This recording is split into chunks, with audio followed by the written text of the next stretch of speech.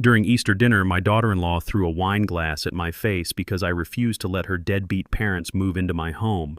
"You are being selfish," my son screamed while she added, "You have empty bedrooms."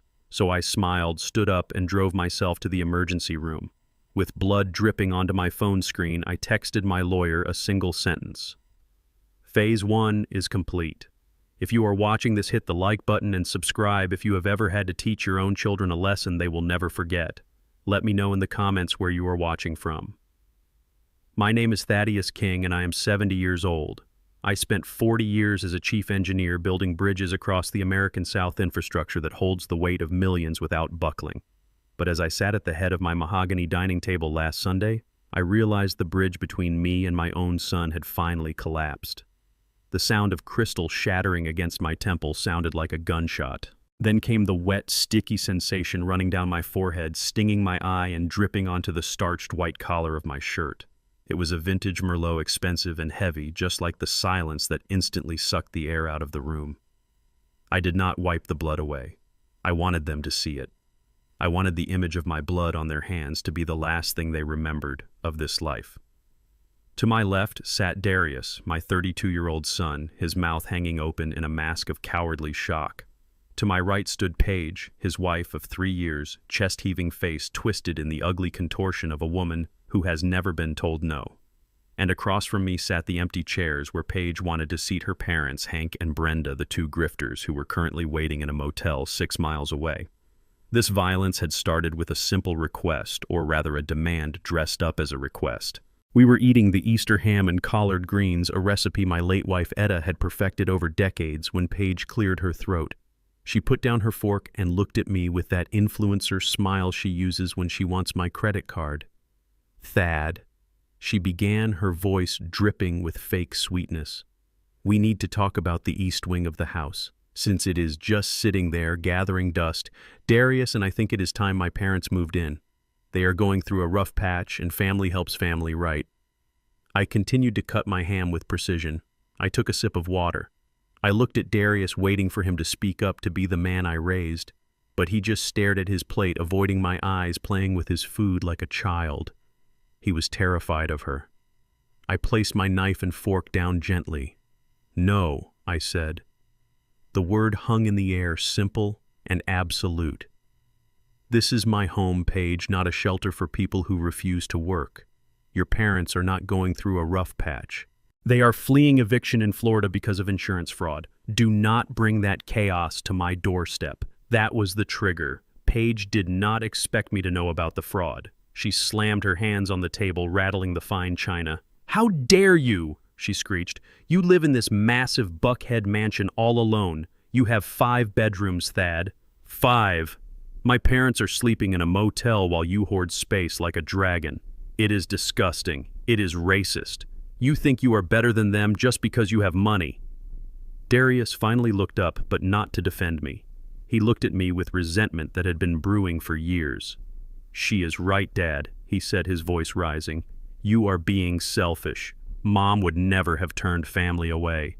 You care more about your antique clocks and your peace and quiet than you care about us. We are your future, but you treat us like tenants." I looked at my son.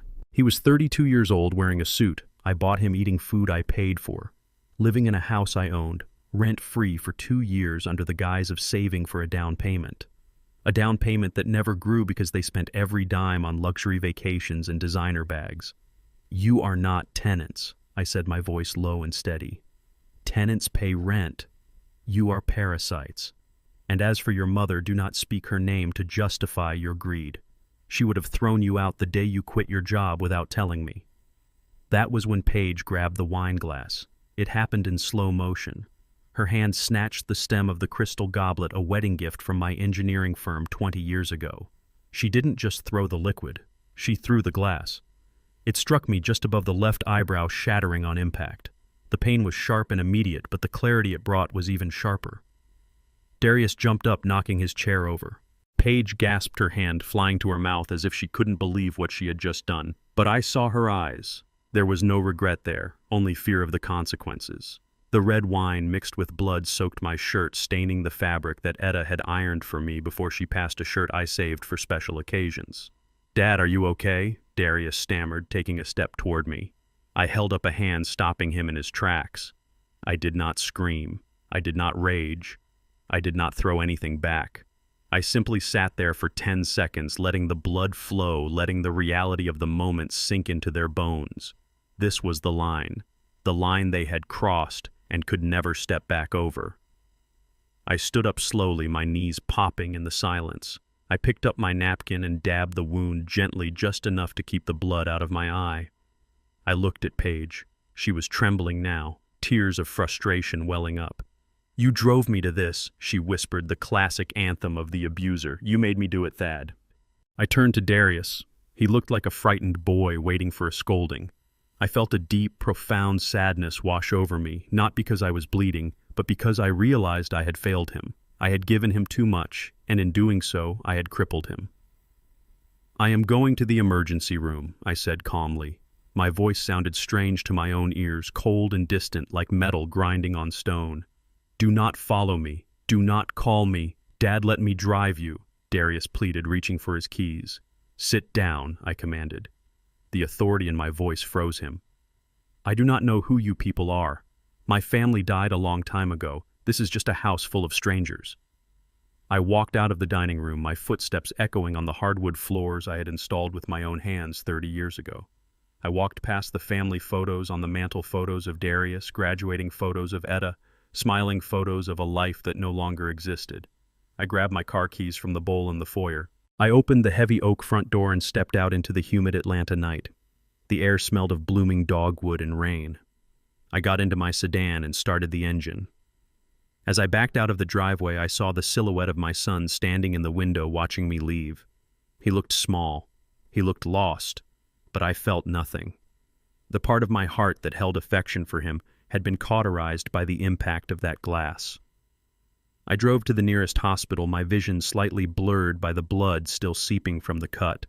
The physical pain was throbbing a dull ache behind my eyes, but my mind was crystal clear. For 2 years, I had tolerated their disrespect. I had tolerated their laziness. I had tolerated the way Paige rolled her eyes when I spoke about our history or culture. I had tolerated Darius treating me like an ATM. I thought if I was patient, they would mature. I thought if I was generous, they would be grateful. I was wrong. Kindness without boundaries is just self-destruction. I parked in the emergency room lot and turned off the ignition. Ideally, I should have rushed in to get stitches. But there was one thing I had to do first. One signal I had to send to start the machinery of their downfall. I pulled out my phone.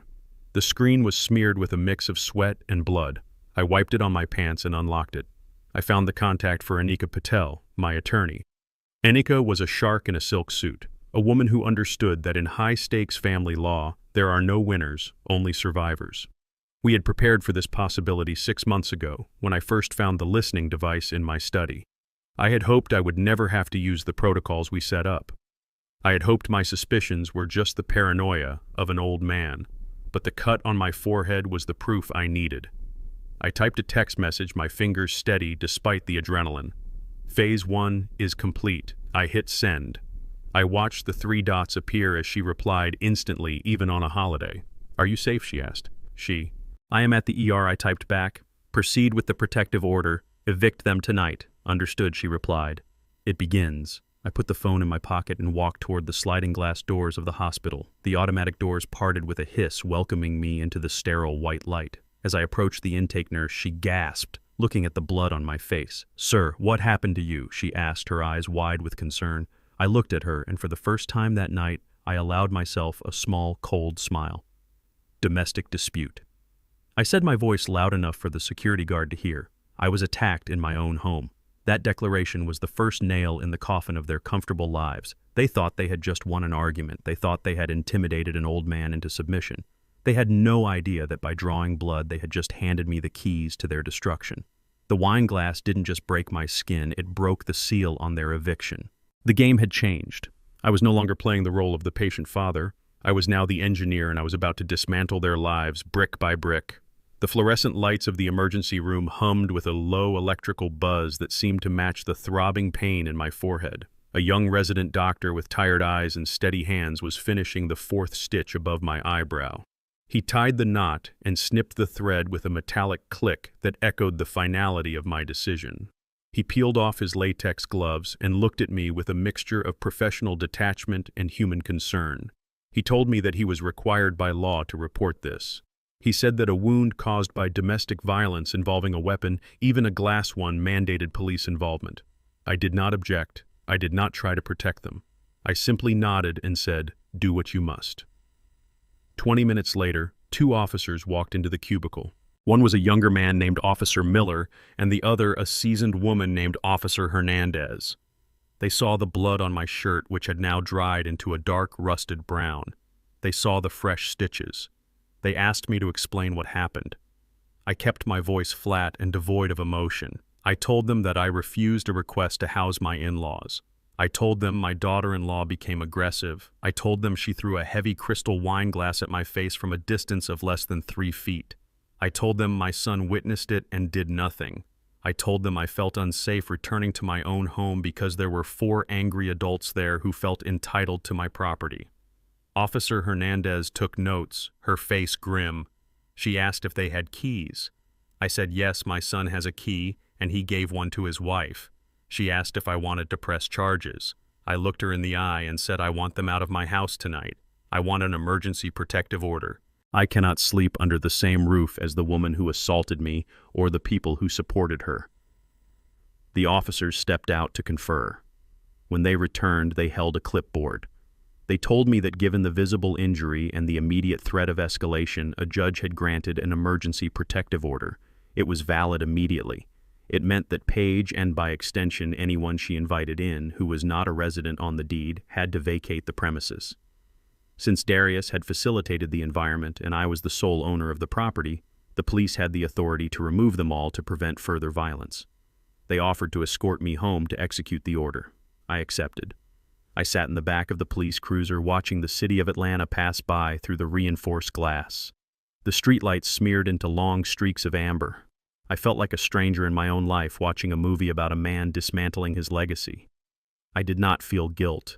I felt the cold, hard resolve of an engineer who spots a structural failure and knows the only solution is demolition.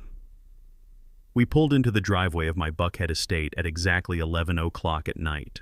The house was blazing with light. They were still awake. They were probably drinking my wine, eating my food, and complaining about how unreasonable I was.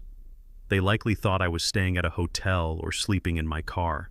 They had no idea that the flashing blue lights reflecting off the oak trees were coming for them.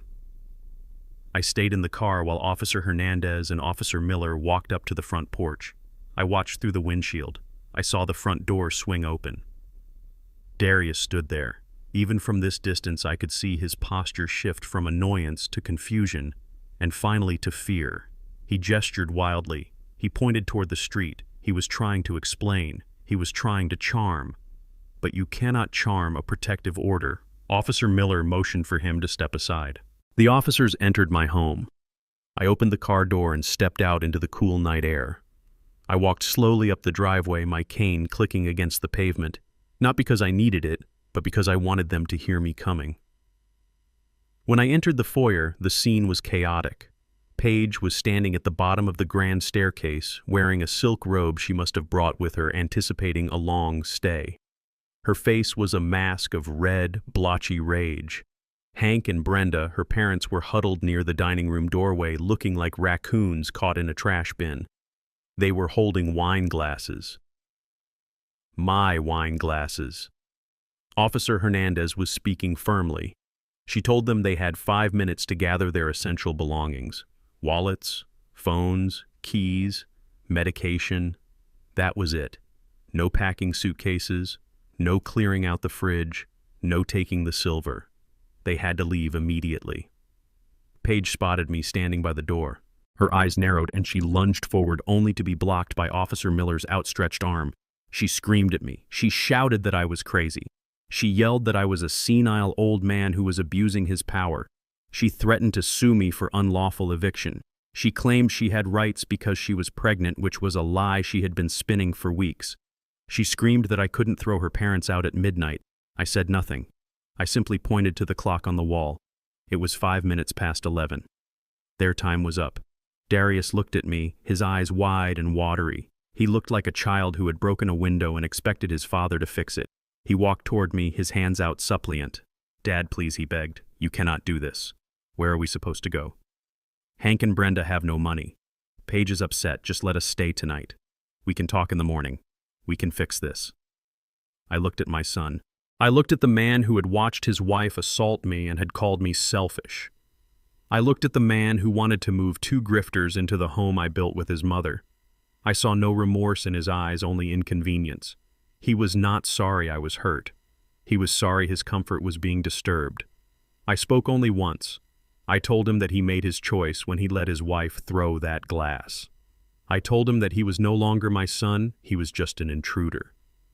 Officer Hernandez stepped in. She told Darius to grab his wallet and step outside. She told Hank and Brenda to put down the wine glasses and move. Hank tried to argue, saying he had a bad back and couldn't be out in the cold. Officer Miller placed a hand on his baton, not drawing it but letting the weight of the authority settle the argument. Hank moved. They scrambled. It was pathetic and satisfying to watch. Paige was running around grabbing her purse and her charger, screaming obscenities the entire time. Brenda was stuffing dinner rolls into her handbag, a reflex of a lifetime of taking what wasn't hers. Darius was just standing there looking between me and his wife, paralyzed by his own weakness. The officers herded them out the front door. I stood in the foyer, the master of my domain, watching the infection being purged. They tumbled out onto the porch and down the steps. The police lights washed over them, exposing them for what they were, 4 people with no plan, no money, and no place to go because they had burned the only bridge that supported them. I walked to the threshold and stood in the doorway. Paige turned back, her hair wild, her face twisted. She pointed a manicured finger at me. "You will regret this, Thad," she shrieked. "You will die alone in this big empty house. I'm going to take everything from you. I will own this place before the year is out." I did not respond. I did not flinch. I looked at Darius. He was standing by the police cruiser looking back at me. His expression was a mix of hatred and disbelief. He could not fathom that his actions had consequences. He could not process that the bank of Dad was closed. He looked at the bandage on my forehead, and then he looked me in the eyes. For a second I thought I saw shame, but it was quickly replaced by a sneer. He turned his back on me and put his arm around Paige. He chose his side. Officer Hernandez approached me. She handed me a copy of the order. She told me that if they returned, if they called, if they texted, if they sent anyone else to harass me, I was to call 911 immediately. She told me that a patrol car would circle the block for the next few hours to ensure they cleared the neighborhood. I thanked her. I watched as they got into Darius's car. They argued, even as they got in. I could see Paige hitting Darius on the shoulder. I could see Hank gesturing angrily in the back seat. They were a cage of rats turning on each other the moment the food ran out.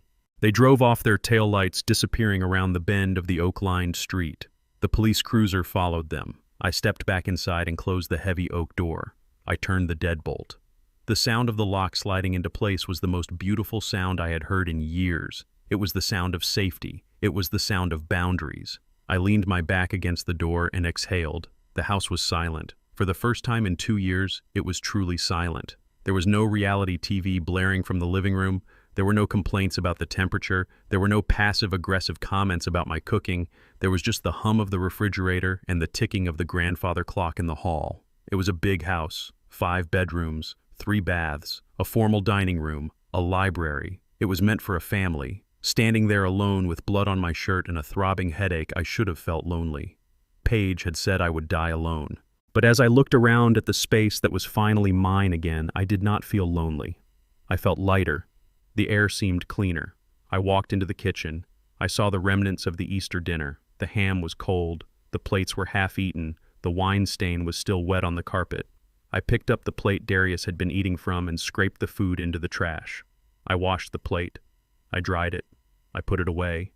I did the same for Paige's plate. I cleaned the table. I scrubbed the wine out of the carpet. I was reclaiming my space. I was washing away their traces. When the kitchen was spotless, I went to my study. I sat down at my desk and turned on the lamp. My reflection in the window showed an old man with a bandage on his head, but the eyes were sharp. The eyes were awake. I pulled out my phone. It was almost midnight. I found the number for a 24-hour locksmith service, a man I had used on my construction sites for years. A man who asked no questions and did good work. I dialed the number. He answered on the second ring, his voice gravelly with sleep. "This is Thad King," I said. "I have an emergency. I need every cylinder changed. Front door, back door, garage, side entry. I need it done tonight." He asked if I was okay. I told him I was fine. I told him I was securing the perimeter. He said he would be there in 30 minutes. I hung up the phone. I sat in the leather chair that Etta had bought me for my retirement. I looked at the empty spot on the wall where a picture of Darius and me used to hang. I had taken it down months ago when I realized the man in the photo didn't exist anymore. I was alone, but I was safe. The first battle was over. I had taken the blow I had bled, and I had struck back. But I knew this was just the beginning. They were desperate now. They had no money, no home, and no shame. They would come back. They would try to hurt me. They would try to destroy my reputation. I opened the drawer of my desk and pulled out a fresh legal pad. I uncapped my pen. I began to write down everything I remembered. Dates, times, amounts of money they had borrowed, insults they had hurled. I was not just an old man sitting in a house. I was a general preparing for a siege. The eviction was the easy part. The war for my legacy had just begun. The silence of the house the morning after the eviction was not peaceful. It was heavy and suspicious. I woke up at 6 o'clock, my head throbbing under the bandage, but my mind alert. I went to the kitchen to make coffee and noticed the keypad for the home security system was blinking red. I tried to disarm it with my code, the code I had used for 10 years. It beeped an error tone. I tried again. Invalid. Paige had changed the master code. Before they left, she had locked me out of my own security system. She had anticipated a moment where she would need to control who entered and exited my home. That realization sent a cold shiver down my spine that had nothing to do with the morning chill. If she had tampered with the alarm, what else had she done? I did not try to guess the new code. I went to my study and pulled out a business card for a private security firm run by an ex-military specialist named Marcus Vance. I had consulted with him on construction sites to prevent theft. He was expensive, discreet, and thorough. I called him at 6:15. He answered immediately. "I need a full sweep," I told him. "Electronic and physical. I suspect surveillance. I want your team here within the hour." Vance arrived at 7 with 2 technicians carrying black cases. They did not ask for coffee. They did not make small talk. They moved through my house with the efficiency of predators. They scanned the walls, the ceilings, the vents. I sat in the kitchen drinking my black coffee, watching them work. I felt like a specimen in a jar. For 2 years I had lived with these people. I had eaten dinner with them. I had held my son when he cried about his job, and all the while, I wondered who else had been watching. Vance came into the kitchen 20 minutes later. He held a small plastic bag in his hand. He placed it on the table. Inside was a tiny black device no larger than a quarter. "We found this in the living room," he said. "Hidden inside the smoke detector. It is a high-definition camera with audio. It connects to the Wi-Fi." I stared at the device. The living room. That was where I watched the news. That was where I took my naps on Sunday afternoons. They had been watching me sleep. "There is more," Vance said. He placed another bag on the table. This one contained a listening device, a high-range transmitter. "We found this taped under your desk in the study, my study, the room where I handled my banking, the room where I spoke to my attorney, the room where I wrote in my journal." They had been listening to every call, every keystroke, every private moment, I felt a wave of nausea. This was not just a bad roommate situation. This was espionage. This was a hostile occupation. "Is it still active?" I asked. Vance nodded. "We disabled the transmission, but it has been recording for at least 6 months based on the dust accumulation." 6 months. They had been building a dossier on me for half a year. "Keep looking," I said, my voice steady, despite the rage boiling in my gut. "Find everything." While Vance and his team continued to sweep the upper floors, I went into the guest room that Darius and Paige had used as an office. It was messy. Papers were strewn on the floor. Drawers were half open. In their haste to leave the night before, they had grabbed their phones and tablets, but they had left something behind. Darius's laptop sat on the desk plugged into the wall. It was an older model one he used for gaming and what he called his investments, which were mostly losing bets on cryptocurrency. The lid was closed, but the charging light was on. I opened it. The screen flickered to life requesting a password. I looked at my son's computer and felt a pang of pity for his simplicity. I typed in his wedding date. Incorrect. I typed in the name of his dog that died when he was 12. Incorrect. I typed in page 123. The screen unlocked. He was so predictable. He was so completely owned by her that even his digital security was branded with her name. I did not care about his games or his browsing history. I went straight to the File Explorer. I searched for documents. Most of it was useless clutter resume drafts, downloaded memes. But then I saw a folder buried within the system files marked Dad's Care. The name sounded innocent. A dutiful son keeping track of his aging father's medical needs. But I knew better. I clicked on it. Inside, there were no medical records. There were no lists of my medications. There were PDF files of brochures. I opened the first one. It was for a facility called Shady Pines Assisted Living. I knew the place. It was a state-funded warehouse for the indigent elderly, a place where people went to be forgotten and medicated into silence. I opened the next file. It was a draft of a legal petition for emergency guardianship. It was dated 3 weeks ago. I read the text. It claimed that Thaddeus King was suffering from advanced dementia, exhibiting violent outbursts, and was a danger to himself and others. It cited specific dates of my alleged confusion. I looked at those dates. On one of them, I had been at a board meeting for a charity I supported. On another, I had been getting my car serviced. They were fabrications, lies constructed to strip me of my autonomy.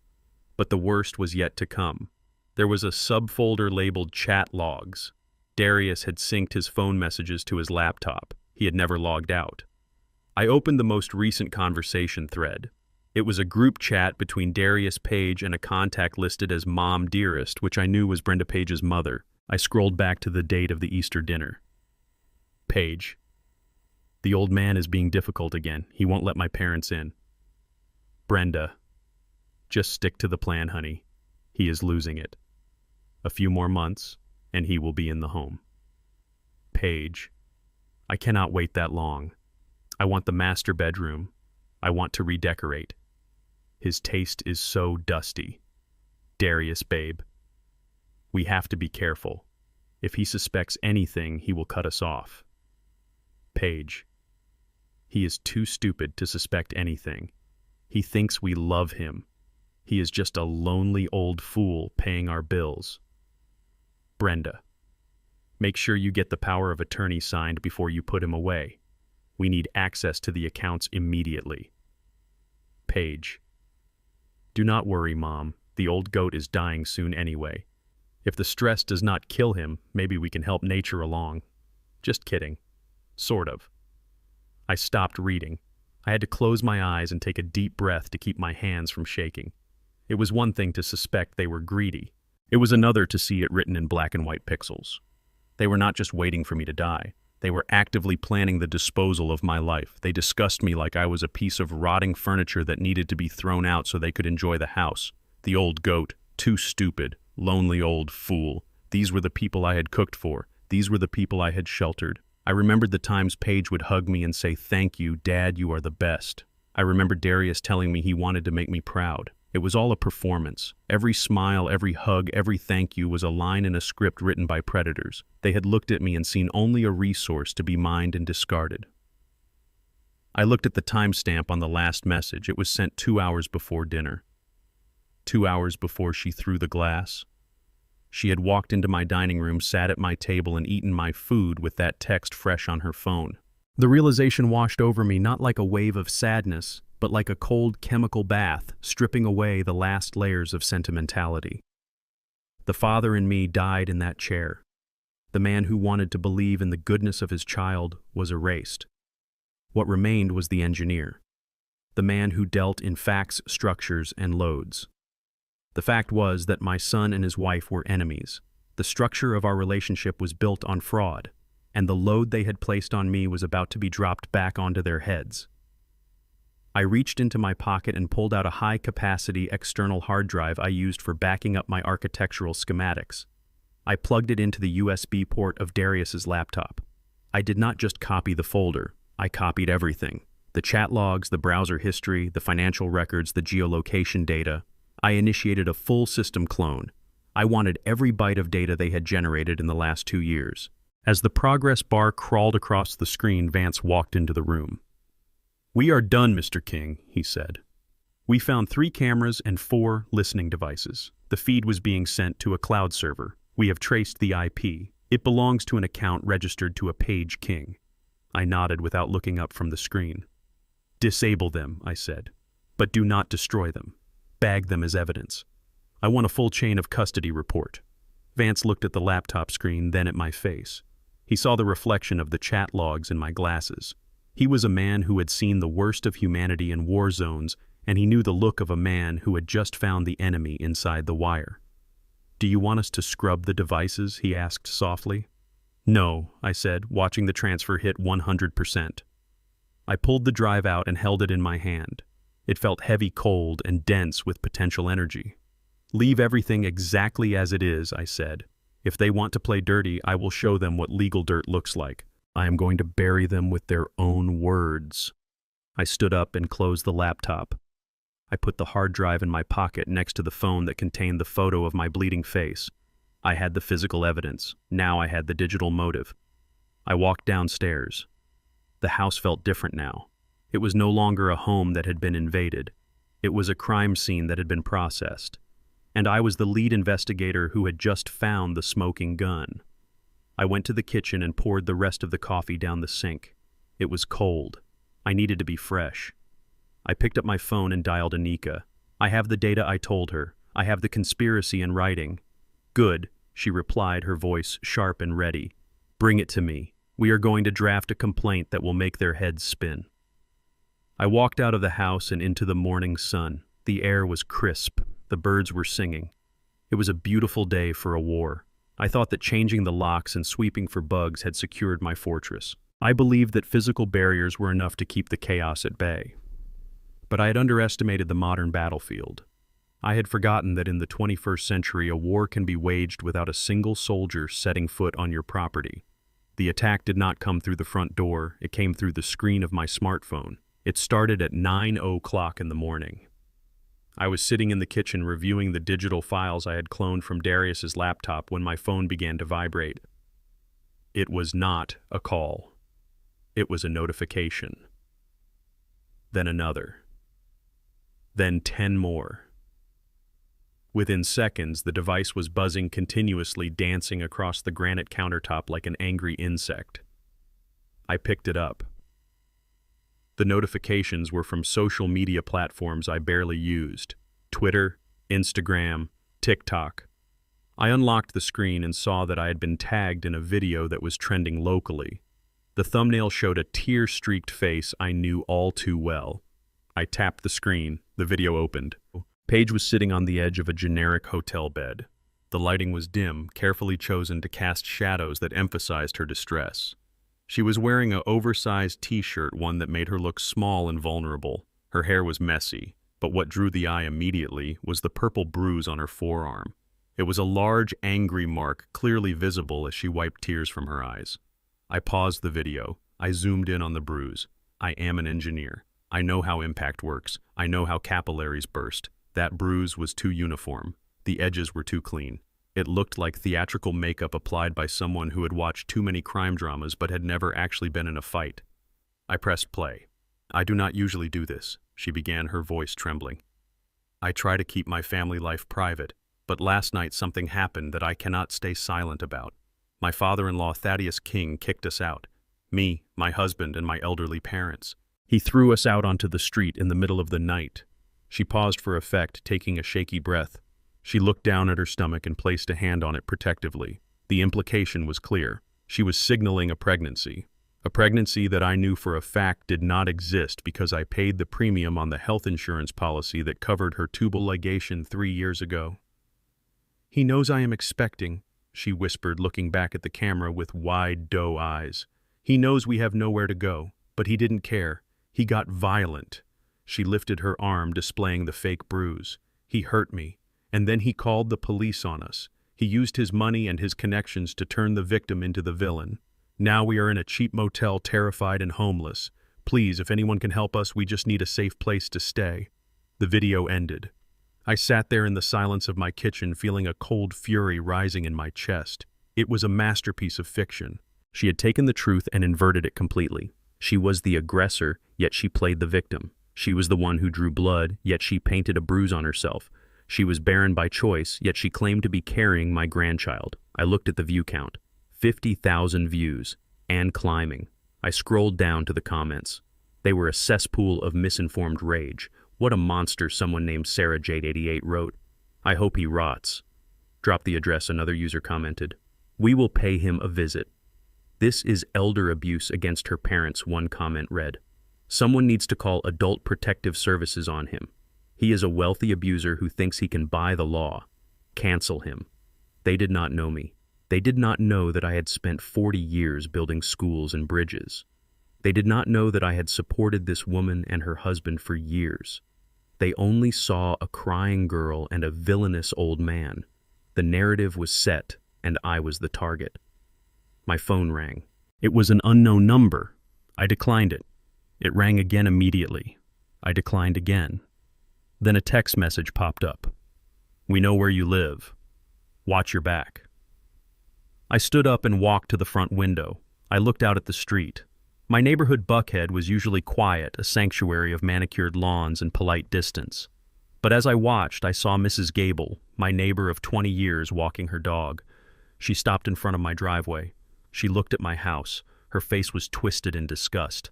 She shook her head, spat on the pavement near my mailbox, and walked away quickly. Mrs. Gable, who I had helped shovel snow when her husband was sick. Mrs. Gable, who had eaten my barbecue every 4th of July. She had seen a 60-second video and erased 20 years of history. The betrayal stung, but I did not look away. I watched a car slow down as it passed. The driver, a young man I did not recognize, held up his phone recording my house. He shouted something I could not hear through the double-paned glass, but his middle finger raised in the air communicated the message clearly enough. I closed the blinds. The siege had moved from the physical to the reputational. They were trying to isolate me. They wanted to make me a pariah in my own community so that I would have no support system when they made their next move. My phone rang again. This time the caller ID showed Darius. I stared at the screen. I let it ring 4 times. Then I answered. I did not say hello. I just listened. Dad. Darius said, his voice breathless. Have you seen it? Have you seen what is happening online? I have seen it. I replied, my voice calm. It is out of control, Dad, he said. Paige is upset. She posted that video in a moment of weakness. She didn't mean for it to blow up like this. But now people are angry. They are really angry, Dad. I am getting messages from people who want to hurt you. He sounded concerned. A dutiful son worried about his father's safety. But I heard the underlying note. I heard the leverage he was trying to apply. And what do you suggest I do, Darius? I asked. You have to fix this, he said. Drop the protective order. Let us come back home. If you issue a public apology and say it was a misunderstanding, we can take the video down. We can tell everyone we worked it out. Paige will record a follow-up saying you apologized and we are a happy family again. It is the only way to stop the mob, Dad. They are dangerous. There it was. The extortion. The offer of protection from a threat they had created. It was a classic racket. Break the window, then offer to sell insurance against broken windows. He wanted me to kneel. He wanted me to admit to a crime I did not commit so that he could return to his life of leisure. He was using the court of public opinion to bypass the court of law. Did she paint that bruise herself, or did you help her? I asked. There was a pause on the line. A hesitation that confirmed everything. Dad, do not be like that, Darius said, his tone hardening. Does it matter? The internet thinks it is real. The police might think it is real if enough people report it. You are an old man living alone. Do you really want to fight the whole world? Just let us back in. Hank and Brenda are miserable. Paige is crying. Just end this. You are right, Darius, I said. I am an old man living alone. Exactly, he said, sounding relieved. So just call the lawyer but I am not helpless, I interrupted. And I do not negotiate with terrorists even if I gave birth to them. Dad, wait, he shouted. I hung up. I blocked his number again. I stood in my study, the phone warm in my hand. My heart was beating slow and steady. They thought they had me cornered. They thought that shame would break me. They thought that I cared more about my reputation than my dignity. They were wrong. I sat down at my computer. I opened the secure cloud server where Vance's team had stored the footage from the security cameras. I found the file dated yesterday. Timestamp 7:14 p.m. I played it. The quality was crystal clear 4K resolution with high-fidelity audio. The video showed the dining room. It showed Paige screaming at me. It showed her face twisted in hate, not fear. It showed her grabbing the wine glass. It showed the wind up in the throw. It showed the glass shattering against my head. It showed the blood. It showed Darius sitting there doing nothing. Then it showed the aftermath. It showed me leaving. And then, crucially, it showed what happened after I left. I watched as Paige stood in the foyer. I watched as she checked her reflection in the mirror. I watched as she took a tube of purple lipstick from her purse and smeared it on her arm, blending it with her thumb to create the bruise. I watched as she laughed and told her mother, "This is going to look so good on camera." I had the smoking gun. I had the proof that would exonerate me and destroy her credibility forever. I opened my email. I attached the video file. I addressed it to Anika Patel. My finger hovered over the send button. I could release this now. I could post it online. I could silence the mob in an hour, but I stopped. If I released it now, it would just be a he said, she said dispute. It would be a messy family drama. People would move on to the next scandal tomorrow. Paige would claim the video was doctored or out of context. She would play the victim card even harder. No, I needed them to commit fully. I needed them to lie under oath. I needed them to file a police report based on these lies. I needed them to stand in front of a judge and perjure themselves. I needed the trap to snap shut, not just on their reputations, but on their freedom. I typed a message to Anika. Subject evidence for Phase 2. Body. Do not release this yet. Keep it sealed. Let them file the affidavits. Let them testify. Let her climb higher on her pedestal of lies. The fall needs to be fatal. I hit send. I stood up and walked to the window again. The protester was gone. Mrs. Gable was gone. The street was empty. I was the villain of the day. Let them hate me. Let them scream. Let Darius think he was winning. Let Paige think she was a star. I went to the kitchen and poured a glass of water. My hand was steady. I was not afraid of the noise outside. I knew the truth. And I knew that truth, like a well-built foundation, can wait for the storm to pass before it reveals its strength. I took a sip of water. It was cool and refreshing. "Climb, Paige," I whispered to the empty room. "Climb as high as you can. I will be waiting at the bottom." While the internet was burning with indignation over my supposed cruelty, my son and his wife were doing what they always did when faced with stress. They were spending money. My money. I sat in my study monitoring the transaction alerts on my American Express Platinum account. It was a real-time feed of their gluttony. The first alert came in at noon. A booking at the St. Regis Atlanta. 2 rooms. Ocean View Suites. They had not just booked a room for themselves, they had booked a separate suite for Hank and Brenda. The total cost for 3 nights was $4,000. I did not cancel it immediately. I wanted them to get comfortable. I wanted them to unpack their bags. I wanted them to feel the high thread count sheets and order room service. I wanted them to believe that despite the eviction, the financial umbilical cord was still intact. Darius had been an authorized user on my account since college, a safety net I had never removed because I foolishly believed he would only use it for emergencies. To him, a lack of luxury was an emergency. At 7:00 in the evening, the next set of alerts began to ping. They were dining at Atlas, the hotel's Michelin star restaurant. I opened the banking app on my tablet. I could see the pending charges: 2 bottles of Caymus Cabernet, $300, a seafood tower, $150, 4 Wagyu steaks, $400. They were feasting, they were clinking glasses and toasting to their cleverness. I could almost hear Paige telling her mother how she had destroyed my reputation. I could imagine Hank laughing with his mouth full of lobster, congratulating Darius on handling the old man. They were eating my retirement. They were drinking my hard work. They believed that even though I had kicked them out, I was too weak or too afraid of public backlash to cut off the money. They thought the credit card was a peace offering, a silent apology for the night before. They were wrong. It was not a peace offering. It was bait. I picked up my landline phone. I dialed the number on the back of my own card. I bypassed the automated system and reached a fraud specialist. I gave my security answers. "I am looking at some pending charges," I told the representative. "A hotel stay and a large dinner bill." "Are these authorized charges?" Mr. King, the agent, asked. "No," I said, my voice flat. "My card information has been compromised. I have family members who have taken possession of the authorized user cards without my consent. I need you to report them as lost or stolen immediately. I want the account frozen. I want every card associated with my social security number deactivated right now." The agent apologized.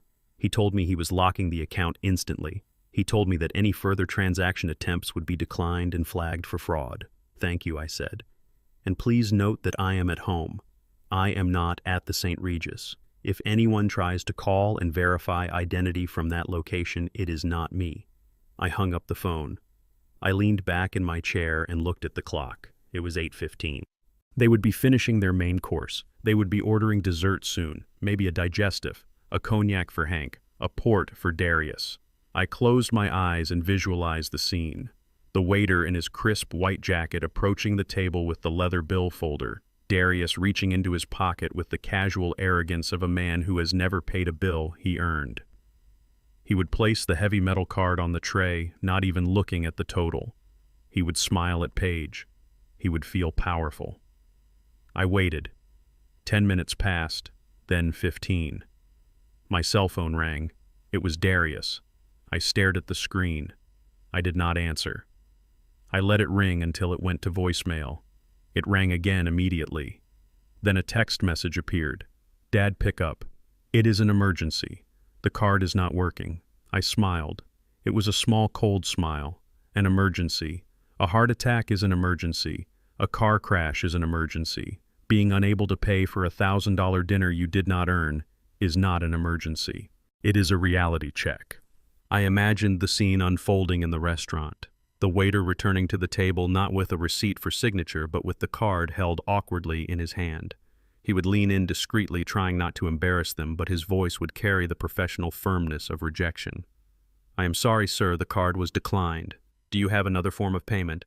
Darius would laugh nervously. He would say, "Try it again. It must be a chip error. It is a platinum card. It has no limit." The waiter would try again. The machine would beep that terrible final tone. "Declined. Call issuer." The murmurs would start at the surrounding tables. The other diners, the wealthy elite of Atlanta, would look over. They would see the sweat breaking out on Darius' forehead. They would see Paige's smile vanish, replaced by the sharp panic of a social climber losing her grip. My phone rang again. Darius. Then Paige. Then an unknown number which I assumed was the restaurant. I silenced them all. In the restaurant, the waiter would be losing patience. The manager would be approaching. "Sir, we need to settle the bill." Darius would check his own debit card, the one attached to his personal account where his meager salary used to go before he quit. Declined. Insufficient funds. He had spent his last paycheck on the hotel deposit that I had now disputed. Paige would check her purse. She had no money. Her cards were maxed out on clothes she wore once for Instagram photos. All eyes would turn to Hank and Brenda. The parents, the elders, the people who were supposed to be the safety net. Hank was a grifter. He survived by spending other people's money. He hated spending his own. He had cash stashed away, money he hid from creditors, and the IRS money he kept in a roll in his sock. He would have to reach down. He would have to expose his stash. I could see it perfectly. Hank, red-faced and furious, peeling off $100 bills one by one, his hands shaking with rage. He was paying for a dinner he thought was free. He was bleeding cash he could not afford to lose. This was the wedge. This was the crack in their alliance. Hank and Brenda were only there because they thought Darius was a golden goose. They thought he had access to the family fortune. Now they were realizing that without me, Darius was just a broke 32-year-old man with expensive tastes. They would leave the restaurant in shame. The staff would whisper. They would walk through the lobby not as VIP guests, but as potential fraudsters. They would go up to their rooms and the elevator ride would be silent and suffocating.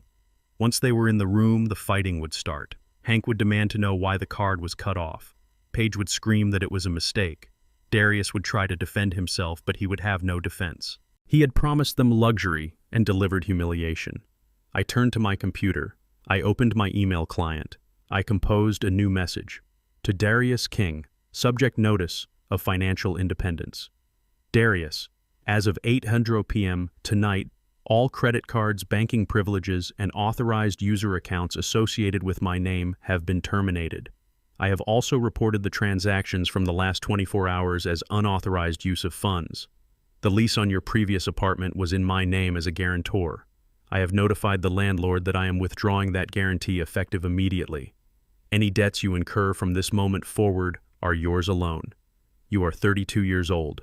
You have a degree I paid for.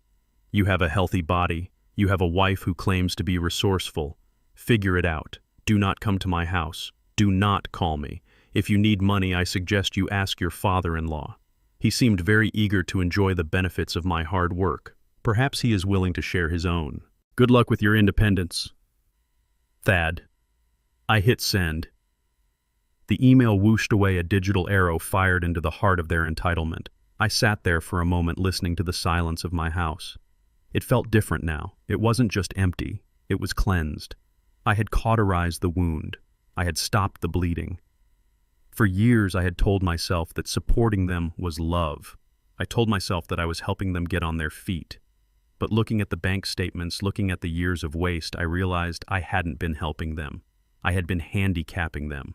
I had robbed Darius of the struggle that makes a man strong. I had allowed him to remain a child. Cutting him off was the most painful thing I had ever done, but it was also the most necessary. He would hate me for it. He would tell the world I was a monster who starved his own son. But someday, if he survived this, if he found a way to stand on his own 2 feet, he might understand. Or he might not. It didn't matter. What mattered was that I was no longer willing to be the fuel for their fire. I stood up and walked to the kitchen. I opened the fridge. It was full of food I had bought for the Easter dinner. I took out the ingredients for a sandwich. I made it slowly, carefully spreading the mustard, arranging the ham. I sat at the small kitchen table and ate. It was a simple meal. It cost maybe $3, but it tasted better than any Wagyu steak because it was paid for with dignity. My phone buzzed one last time. A text from Darius. You are ruining my life. I hate you. I looked at the words. They were meant to hurt. They were meant to make me feel guilty.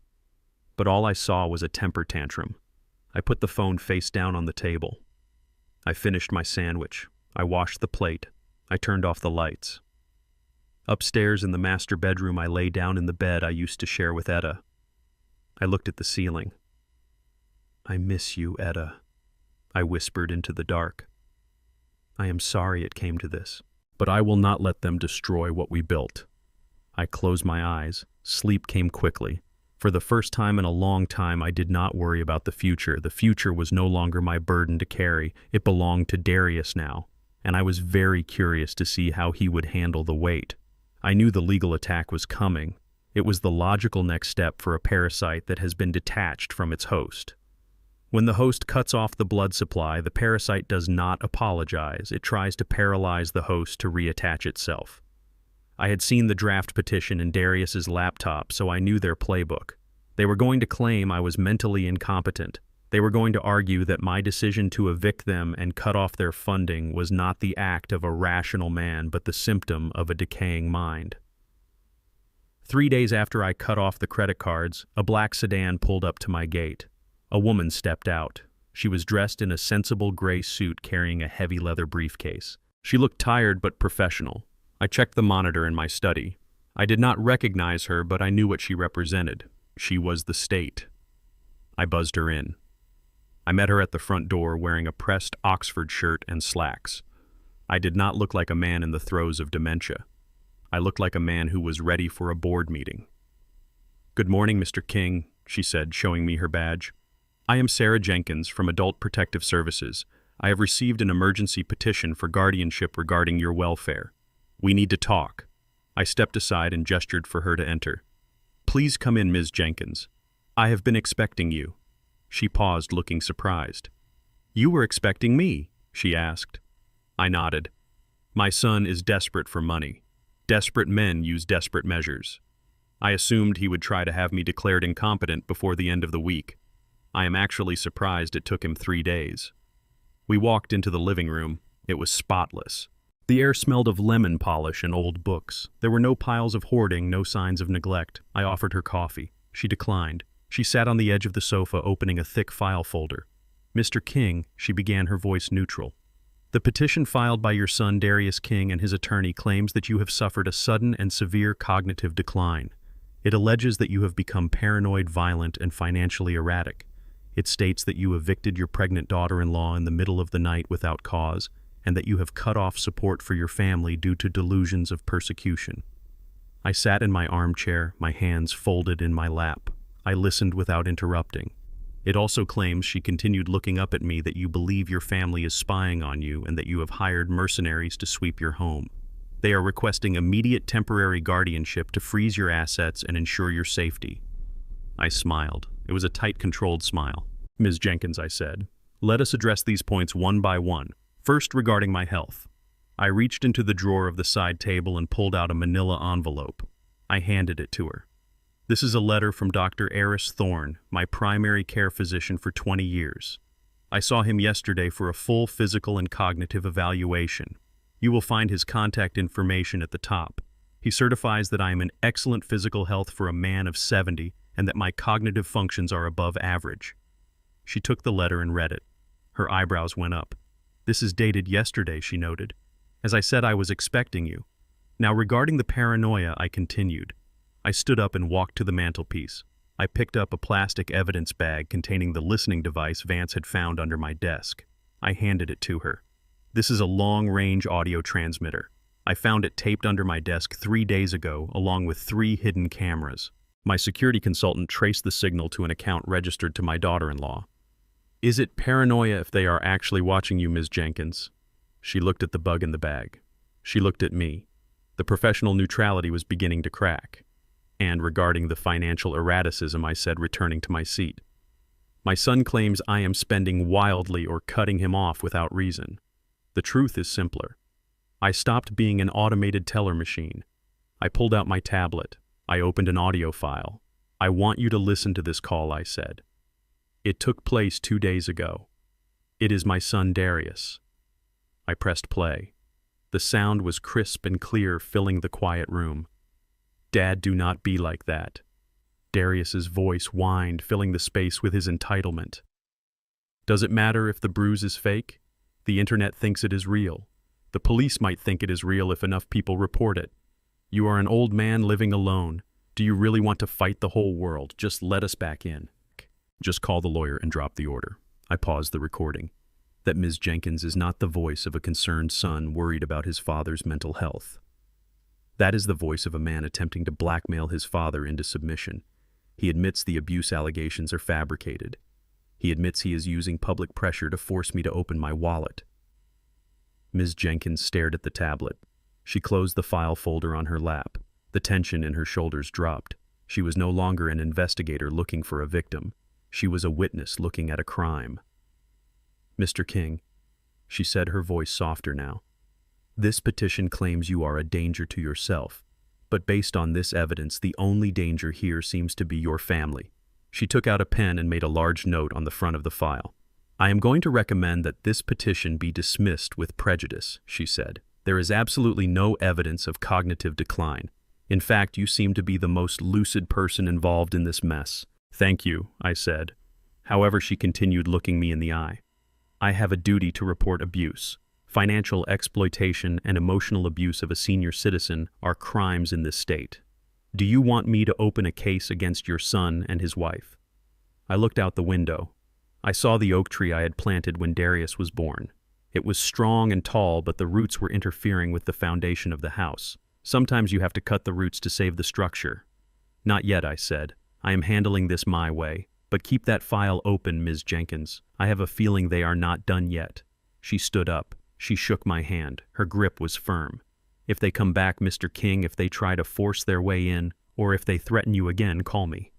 I have the authority to place them on a registry that will make their lives very difficult. I walked her to the door. As she stepped out onto the porch, she turned back. You know, Mr. King, she said, most people in your position crumble. They give in because they are afraid of being alone. You are very strong. I am not strong, I said, watching a squirrel run across the lawn. I am just disappointed, and disappointment is a very powerful fuel. I watched her car drive away. Darius had played his legal card. He had tried to use the system to crush me, but he had forgotten that the system requires evidence, and I was the only one who had it. I went back into my study. I sat at my desk and looked at the phone. I knew what would happen next. The lawyer would call Darius. He would tell him the petition failed. He would tell him the social worker found me competent.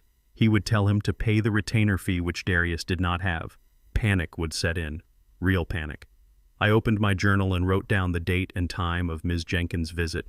I noted the outcome.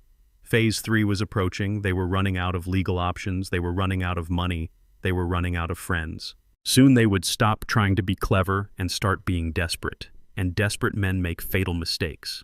I checked the security cameras. The perimeter was clear. But I knew they were out there plotting their next move. I was ready. I had the truth on my side. And as I was learning, the truth is the sharpest weapon of all. 2 days after the failed guardianship attempt, my phone rang again. It was not Darius this time. It was Paige. I let it go to voicemail. I listened to the recording in the quiet of my study. Her voice was unrecognizable. Gone was the shrill screech of the entitled victim. Gone was the arrogant demand for my property. In its place was a soft, trembling whisper that sounded like it had been rehearsed in front of a mirror for hours. She was apologizing. She was begging for a chance to explain. She claimed she wanted to make things right before the baby came. I did not believe a word of it. But I knew that a predator who changes camouflage is preparing to strike from a different angle. I needed to know what that angle was. I also needed to get them on record admitting that their previous actions were a sham. I texted back. One sentence. Meet me at the Capitol Grill at 6 p.m. It was a public place. It was expensive. It was safe. I arrived 15 minutes early. I sat in a booth near the back facing the door.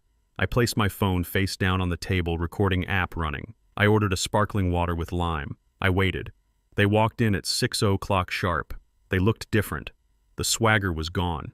Darius looked thinner, his suit jacket hanging loosely on his shoulders. His eyes were bloodshot, the telltale sign of sleepless nights and perhaps too much cheap vodka. Paige was dressed conservatively in a loose floral dress that hinted at maternity without actually needing to accommodate anything. She wore no makeup. She looked pale and humble. It was a costume designed to elicit sympathy. They slid into the booth opposite me. Darius could not meet my eyes. He stared at the white tablecloth as if it contained the secrets of the universe. Paige, however, looked right at me, her eyes filled with instant tears. It was impressive, really. She could summon moisture on command like a lawn sprinkler. Thad, she began, her voice cracking.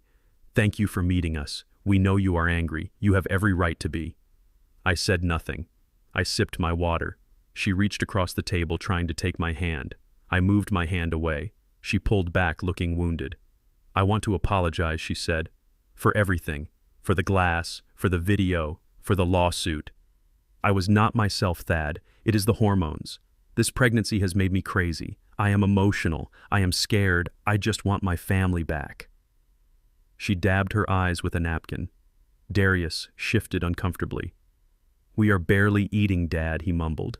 We are staying in a motel by the airport. It is loud. It is dirty.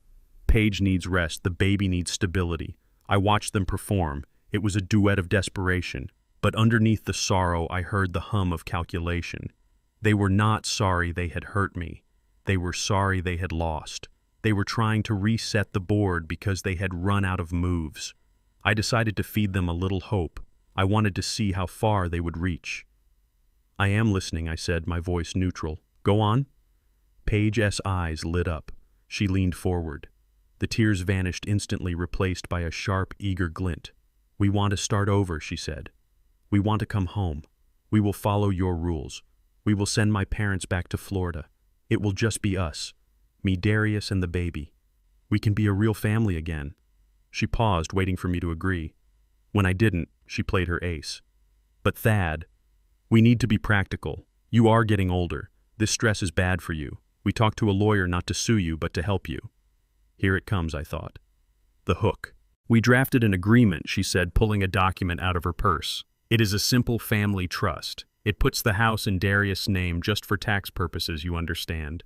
And it gives us power of attorney over your accounts. Not so we can spend your money, but so we can manage the bills for you. So you do not have to worry about anything. You can just relax and be a grandfather. She pushed the paper across the table. It was a single sheet heavy with legal jargon but clear in its intent. It was a surrender document. It was a voluntary abdication of my life. If you sign this, she said, her voice dropping to a conspiratorial whisper, we will drop everything. We will delete the video. We will tell everyone it was a misunderstanding. We will take care of you, Thad, forever. I looked at the paper. I looked at Darius. He was sweating. He knew this was a gamble. He knew they were betting everything on my desire for peace. I looked at Paige. She was smiling now, a small, hopeful smile. She thought she had won. She thought that by dangling the promise of a grandchild and the threat of loneliness, she could trick the engineer into demolishing his own fortress. I picked up the paper. I folded it neatly in half. Then I folded it again. I placed it next to my water glass. "You want me to sign over my house?" I asked. "It is just paperwork, Thad," she said dismissively. "It stays in the family, and you want control of my money." "To help you," she insisted. "To make sure the baby has what it needs." "The baby," I repeated. "Yes," she said, patting her stomach. "Your grandson, or granddaughter. We find out next week." I nodded slowly. I took a long sip of my water. I set the glass down with a solid thud. "You are very good at this, Paige," I said. "The acting, the tears, the costume. It is very convincing. For a moment I almost believed you were actually sorry." "I am sorry," she protested. "No, you are not," I said, my voice hardening into steel. "You are broke, and you are a liar." Her smile faltered. "What do you mean?" "I mean that there is no baby," I said. Darius looked up, his eyes wide. "Dad, what are you saying?" "I am saying, Darius, that your wife is a biological impossibility." I turned my gaze to Paige. She went pale. She knew. She knew that I knew. 3 years ago, I continued my voice low and precise enough to cut glass. "I paid the premium for your health insurance policy. It was a platinum plan. I wanted to make sure you were covered. Because I paid the bill, I received the explanation of benefit statements." I leaned in closer. "On May 12th, 3 years ago, you underwent a laparoscopic bilateral salpingectomy. For those who do not speak medical terminology, that means you had your fallopian tubes removed. Not tied. Removed. You cannot get pregnant naturally, Paige. It is physically impossible." The silence at the table was absolute. It was a vacuum that sucked the air out of their lungs. Darius turned to look at his wife. His face was a mask of confusion and horror. He did not know. She had lied to him too. "Paige," he whispered, "is that true?" She stammered. She tried to find a lie, but there was nowhere to go. The medical fact was a wall she could not climb.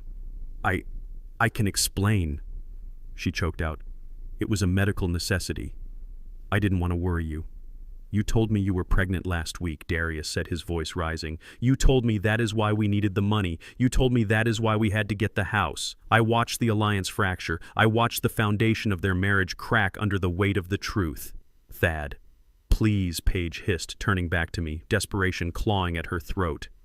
"Do not do this. I am not doing anything," I said. "I am just stating facts. You are not pregnant. You were never pregnant. You used a non-existent child as a weapon to extort money from me and to manipulate your husband. You lied to the public, you lied to the court, and you lied to the man sitting next to you."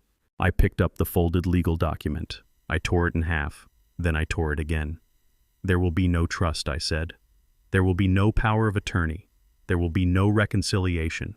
I stood up. I picked up my phone. I stopped the recording. "I have this entire conversation on tape," I told them.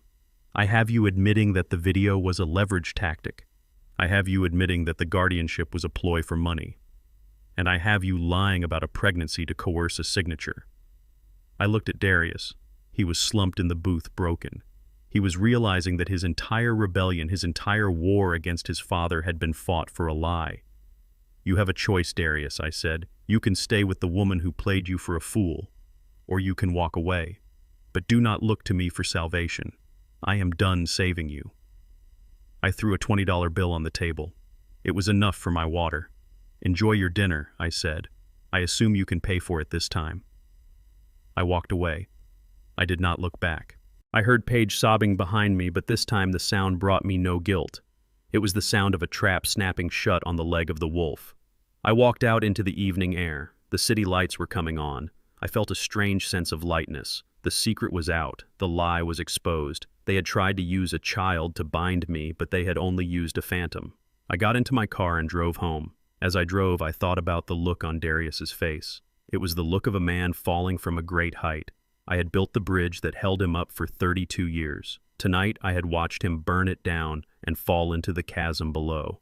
Phase 2 was complete. They were turning on each other. The money was gone. The lies were exposed. Now it was time for the final blow. It was time to show them who Hank and Brenda really were. It was time to reveal the parasites for what they truly were. I pulled into my driveway. The new locks gleamed in the moonlight. I was safe. I was alone. And I was winning. The morning after the dinner at the Capitol Grill, silence returned to my home, but it was not the peace of solitude. It was the quiet before the detonation of a landmine. I sat in my study, surrounded by the hum of my servers and the faint smell of old paper. The courier arrived at 10 o'clock sharp.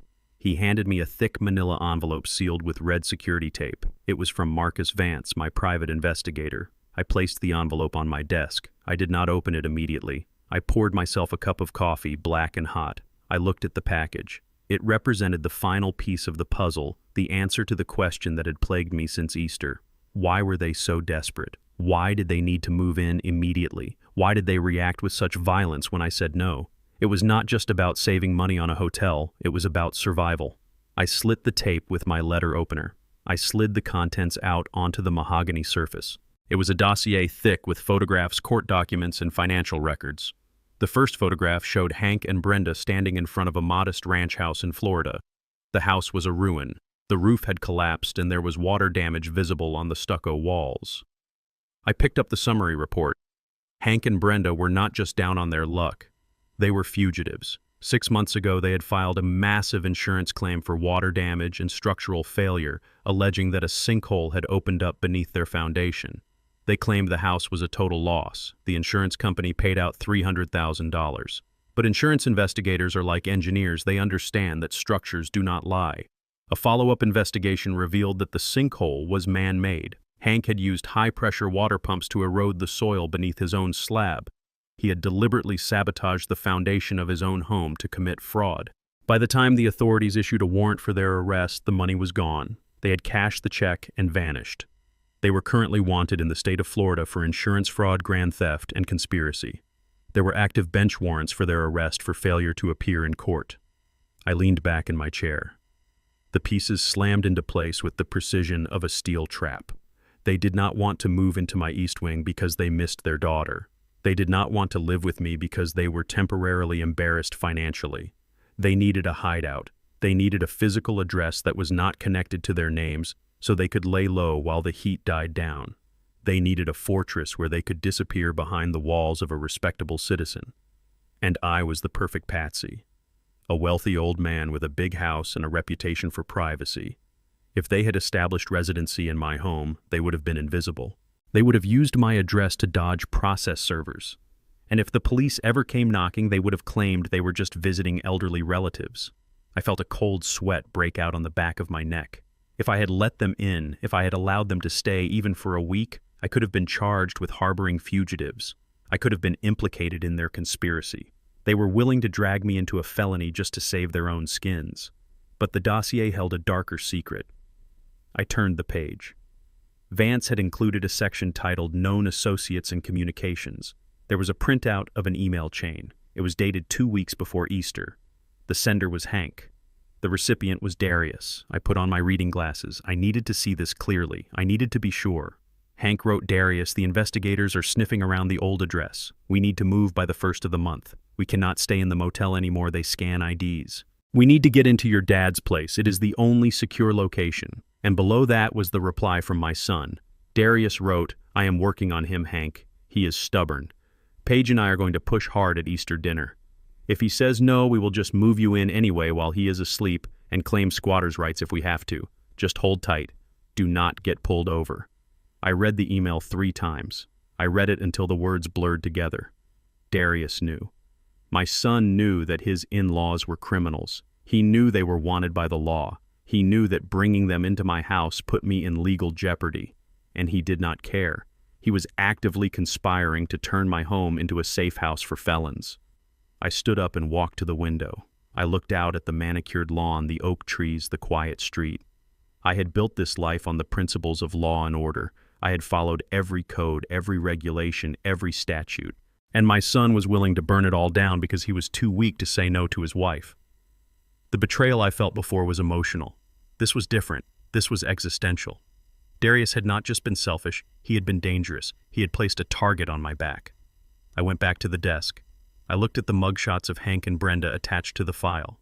They looked younger in the photos, smug and arrogant. They were smiling the smile of people who think they are smarter than the system. I picked up my phone. My thumb hovered over the contact for Officer Hernandez. I could end this right now. I could call the police and tell them where to find Hank and Brenda. I could give them the motel address. I could show them the emails proving Darius was an accessory. They would all be arrested within the hour. But I hesitated. If I called the police now, it would be over too quickly. Hank and Brenda would go to jail, yes, but Darius would play the victim. He would claim he didn't know the extent of their crimes. He would claim he was manipulated. Paige would cry to the media that I was a vindictive old man who sent her parents to prison because of a family dispute. The narrative would still be messy, and more importantly, Darius would not learn. He would blame the system. He would blame me. He would never take responsibility for the fact that he chose a criminal enterprise over his own father. No, I needed to wait. I needed the pressure to build. Hank and Brenda were desperate. They had no money. The credit cards were dead. They couldn't use their own identities to get a new hotel room or rent an apartment. They were trapped in a city where they were rapidly running out of resources. When rats are trapped, they do not surrender. They bite. They panic. They make mistakes. I wanted Darius to feel the weight of his choice. I wanted him to see who these people really were when the facade crumbled. I wanted him to be the one to realize that he had tied himself to a sinking ship. I gathered the papers and put them back in the envelope.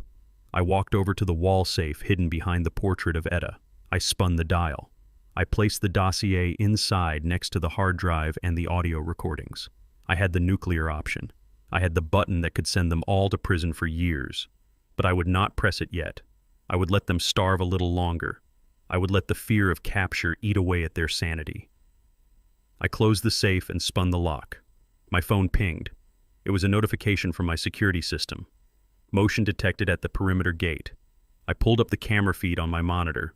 It was a black SUV. It was idling by the entrance. The windows were tinted, but I could see the driver. It was Hank. He was watching the house. He was casing the property. He looked desperate. He looked like a man who knew the walls were closing in. He was talking on his phone, gesturing wildly. I zoomed in. I couldn't hear him, but I could read the body language. He was angry. He was frantic. He knew I had cut off the money. He knew he couldn't go back to Florida. He knew he couldn't stay at the St. Regis. He needed funds, and he needed them now. I watched as he drove away, his tires screeching on the asphalt. He wasn't leaving. He was retreating to regroup. He would be back. And next time, he wouldn't just sit at the gate. I sat back in my chair. The engineer in me began to calculate the load-bearing capacity of a desperate man's morality. Hank was a fraudster, which meant he was a coward, but he was also cornered. Darius was weak, which meant he was malleable. Paige was greedy, which meant she was the catalyst. They would come for me. Not with lawyers this time, not with social workers. They would come for the only thing they understood: value. I looked at the collection of vintage Rolex watches displayed in the glass case on my bookshelf. They were worth $500,000. They were portable. They were untraceable if sold on the black market. I knew Darius had always admired them. I knew he knew the combination to the display case because I had shown him once years ago when I thought I was raising a successor. A plan began to form in my mind, a trap within a trap. I would not call the police to report a past crime. I would invite them to commit a new one. I would give them the opportunity to cross the final line from civil dispute to criminal felony. I picked up my phone and sent a text to Vance. "I need you to adjust the sensors in the basement window," he replied instantly. "Consider it done." I turned off the monitor. I sat in the dark listening to the silence of the house. I was not afraid of the thieves. I was waiting for them. I was the spider sitting in the center of the web, feeling the vibrations of the prey approaching. And I knew that when they arrived, I would not be the one who was surprised. I thought of Darius one last time. I thought of the boy I taught to ride a bike. I thought of the man who conspired to harbor fugitives. The boy was gone. The man was an enemy. And tonight I would treat him as such. 2 days later, the desperation I had calculated finally reached its boiling point. My security team intercepted a text message sent from Paige to Darius at 3 in the afternoon. They were holed up in a motel off the interstate, the kind of place that charges by the hour and smells of industrial cleaner masking decay. The St. Regis had evicted them when the credit card declined, and Hank had refused to dip into his flight fund to cover the bill. They were cornered rats, and cornered rats do not think they react. The text read simply, "Get the watches. We can fence them in Miami. Do it tonight or I am leaving you." It was the ultimatum I had been waiting for. Paige knew about my collection. She knew that the vintage Daytonas and Submariners in my study were worth more than the house she grew up in. She saw them not as horological history but as a winning lottery ticket that I was selfishly refusing to cash. She had convinced Darius that taking them was not stealing. In her twisted logic, it was merely claiming his inheritance early. It was a victimless crime because surely the old man had insurance. I sat in the dark of my living room watching the monitors. I had sent the staff home. I had turned off the perimeter lights. To an outside observer, the house looked dormant, a sleeping giant, vulnerable to attack. But inside, the digital nervous system of the building was humming. Vance had rigged the basement window just as I asked. It was the one weakness in the house's armor, a small casement window near the laundry room that I used to leave cracked open for ventilation in the summer. Darius knew about it. As a teenager, he had used it to sneak out to parties and sneak back in before dawn. He thought it was his secret loophole. He did not know that I had always known. Tonight, that window was unlocked. It was the cheese in the mousetrap. But just inside the frame, crossing the threshold of the basement floor, was a laser tripwire connected directly to a silent alarm at the precinct. There would be no sirens. There would be no warning. Just a silent digital scream that would bring the wolf hunters to the door. At 2 a.m., a dark sedan rolled down the street. It did not pull into the driveway. It parked 2 houses down in the shadows of the neighbor's hedge. I zoomed in with the exterior camera. It was a rental car, cheap and nondescript. The driver's door opened. A figure stepped out, dressed in black, a hoodie pulled low over his face. He moved with the hesitant gait of a man who knows he is doing wrong but is too weak to stop himself. It was Darius. I watched my son creep across the lawn he had played on as a child. I watched him dodge the motion sensor lights that I had deliberately deactivated for this specific path. He thought he was being clever. He thought he was navigating the minefield. He did not realize the minefield was guiding him. He reached the side of the house. He crouched by the basement window. He pushed against the frame. It slid open silently thanks to the fresh grease I had applied that afternoon.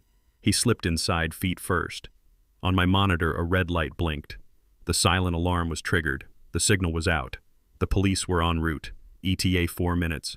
I switched the camera feed to the interior basement view. Darius landed softly on the concrete floor. He pulled a flashlight from his pocket and clicked it on. The beam cut through the darkness, illuminating the washing machine and the shelves of old paint cans. He paused, listening. He was terrified. I could see the tremor in his hand as he swept the light around the room. He moved toward the stairs. He crept up to the main floor.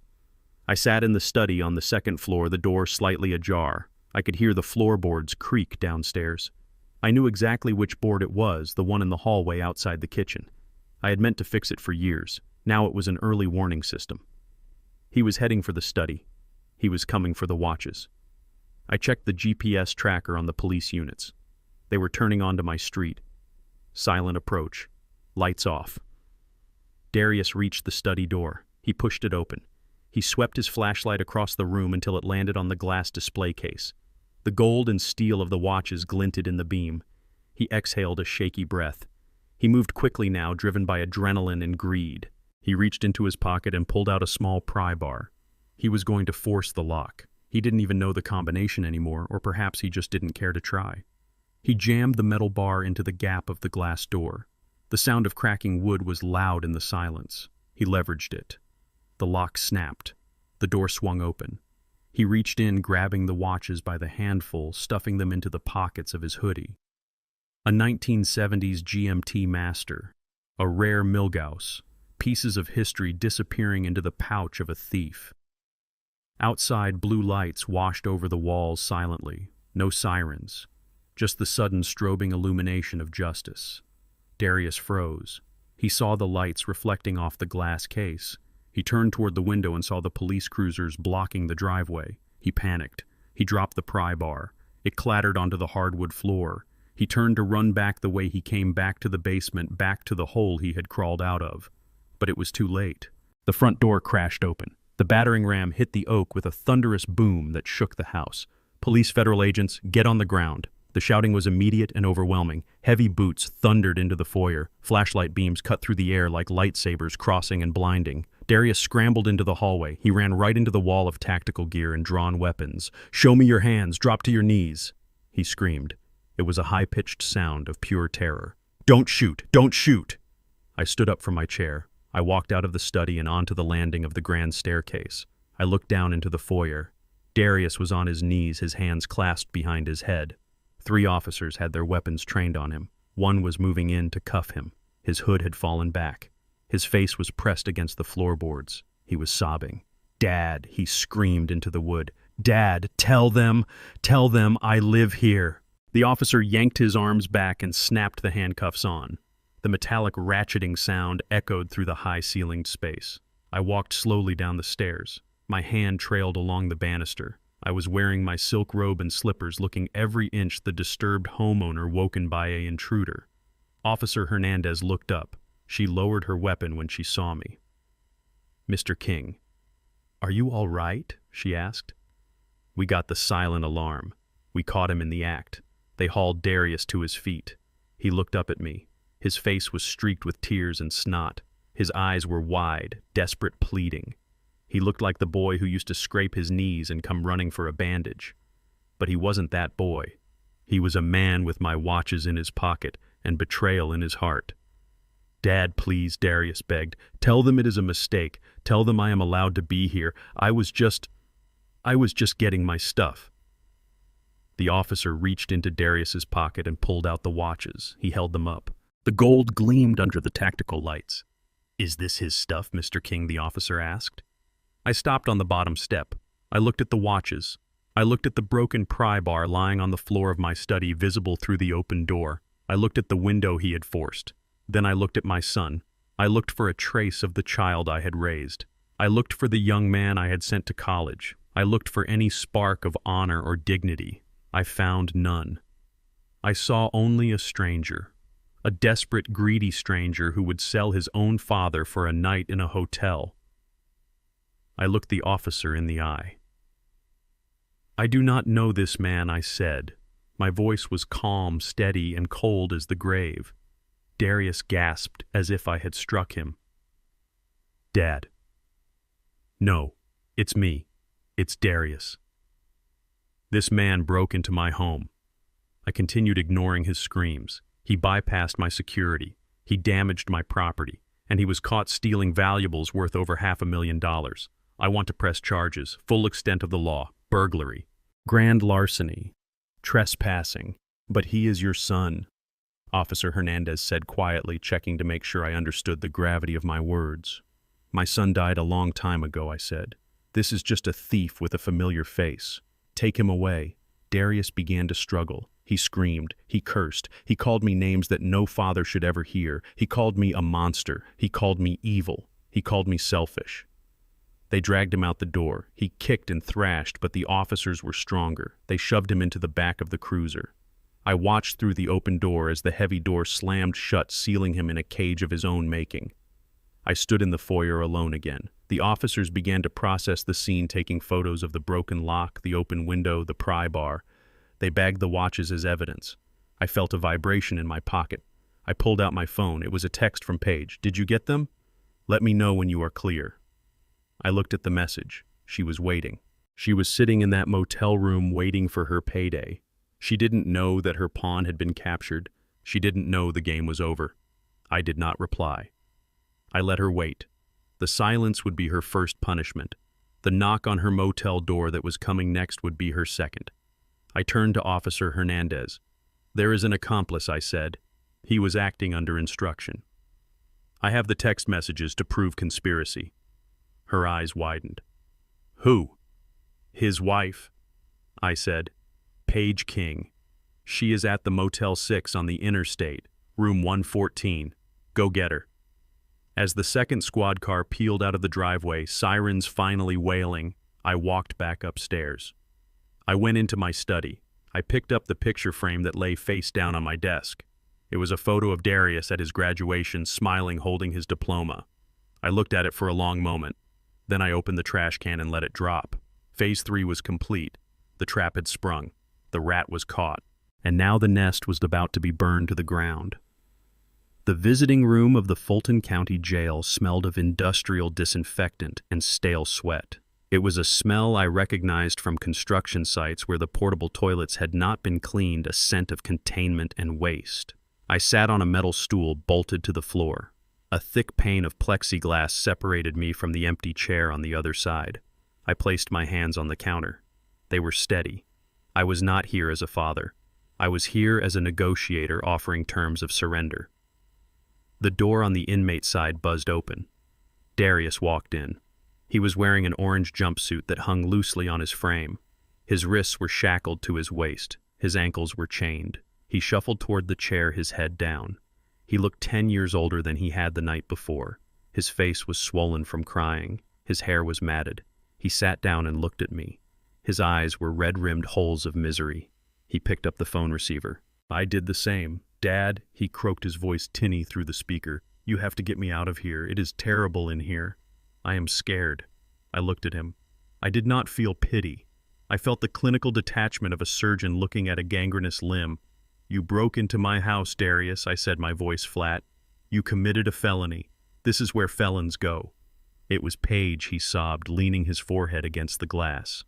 She made me do it. She said we needed the money. She said you owed us. She said you would never press charges. She forced me, Dad. I didn't want to do it. I watched him crumble. It was his standard defense mechanism. Whenever life got hard, he pointed a finger at someone else. It was the teacher's fault he failed math. It was the coach's fault he didn't make the team. It was my fault he didn't have money. Now it was Paige's fault he was a thief. She did not hold a gun to your head, I said. You picked up the pry bar.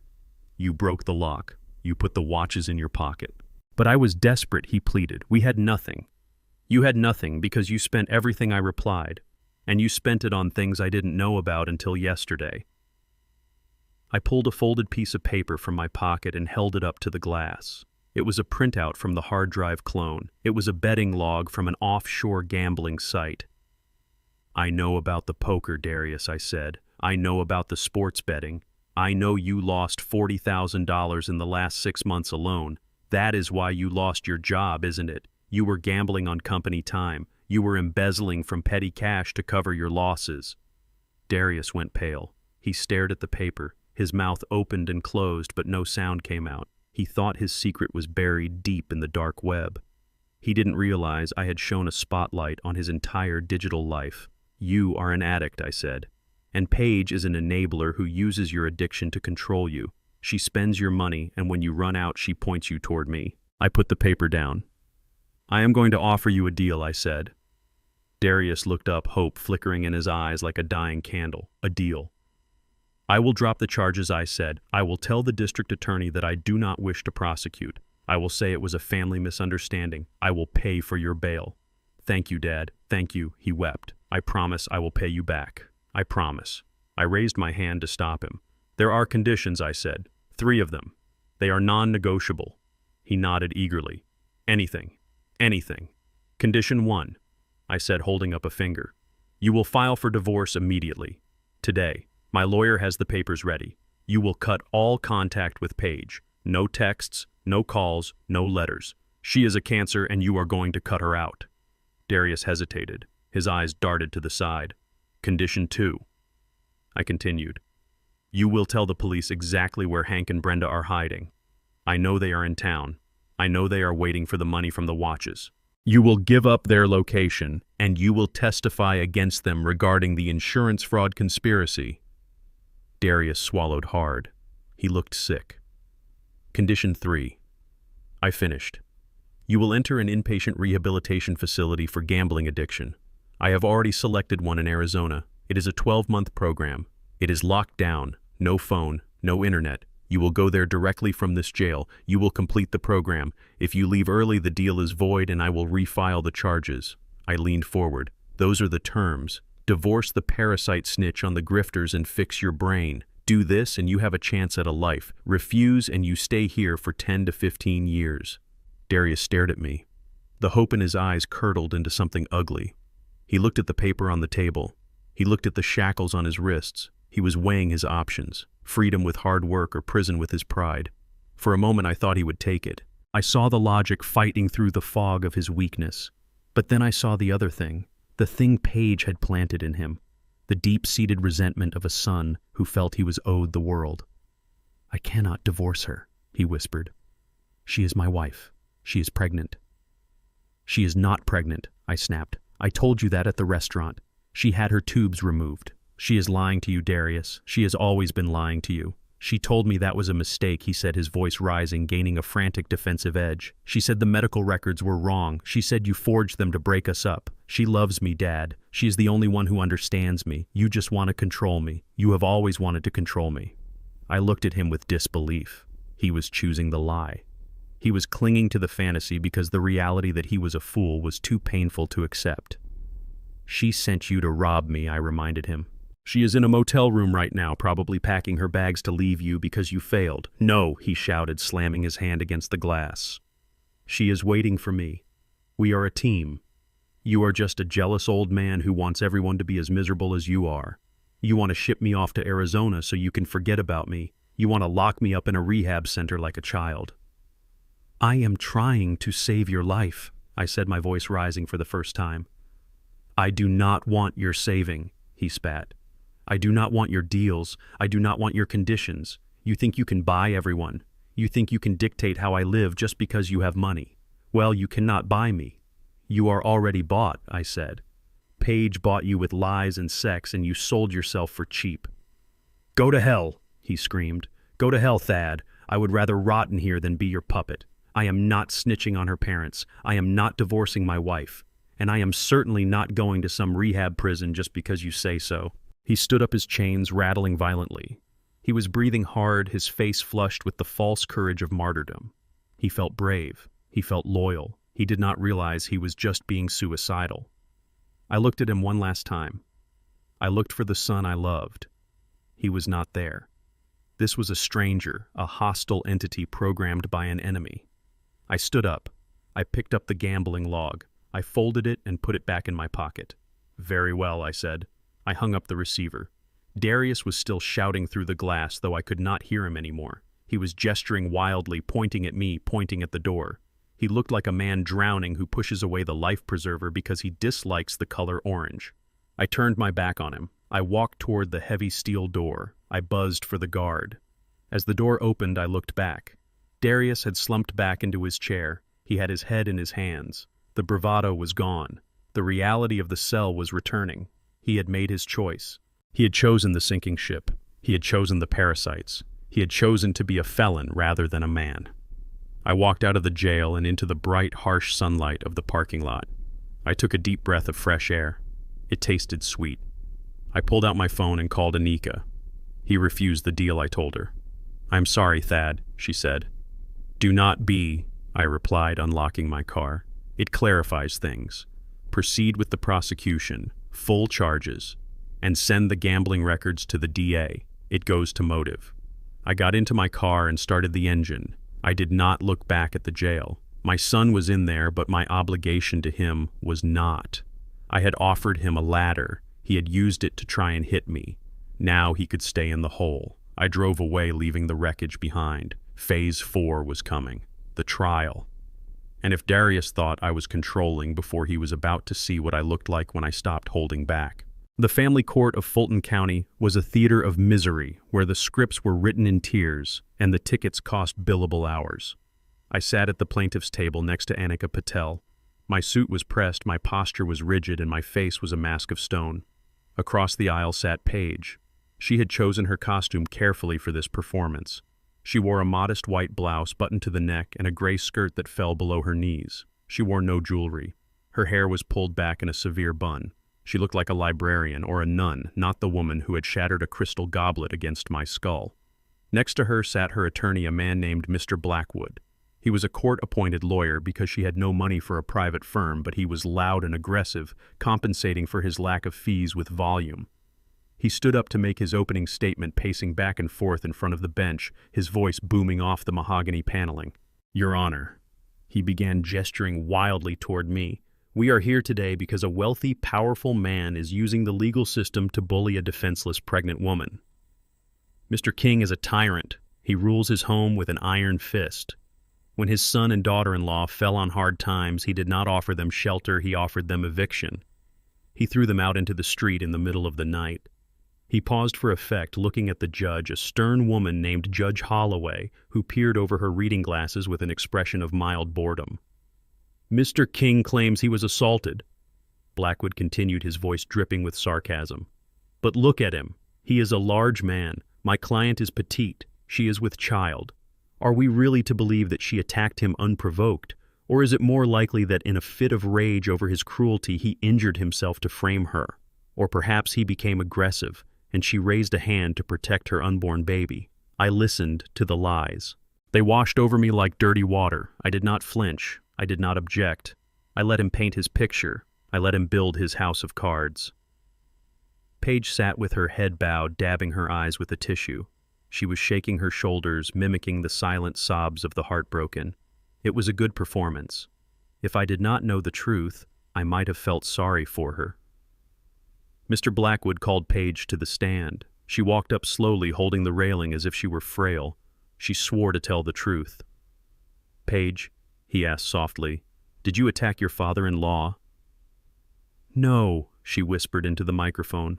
"I would never hurt anyone. I was begging him to let my parents stay. He got so angry. He started yelling. He threw a plate. I was scared. I raised my hand to cover my face and he just went crazy." She looked at the judge, tears streaming down her face. "He cut himself, Your Honor. He smashed a glass against the table and cut his own head just so he could call the police. He told me he would destroy us. He said he had enough money to buy the law." Judge Holloway looked at me. Her eyes were hard.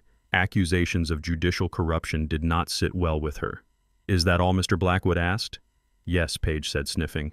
"I just want to be safe. I want him to leave us alone." Annika stood up. She did not cross-examine Paige. She did not ask her to clarify her lies. She simply looked at the judge. "Your Honor?" Annika said, her voice cool and crisp. "The defense has presented a very moving story. However, we prefer to rely on objective reality. We have evidence that directly contradicts every word the defendant just said." She gestured to the large monitor mounted on the wall to the left of the witness stand. "We would like to enter into Evidence Exhibit A.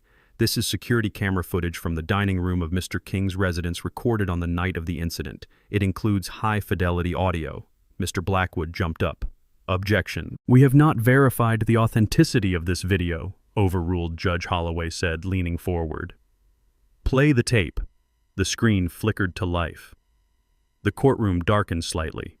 The video started. It showed the dining room. It showed the Easter dinner.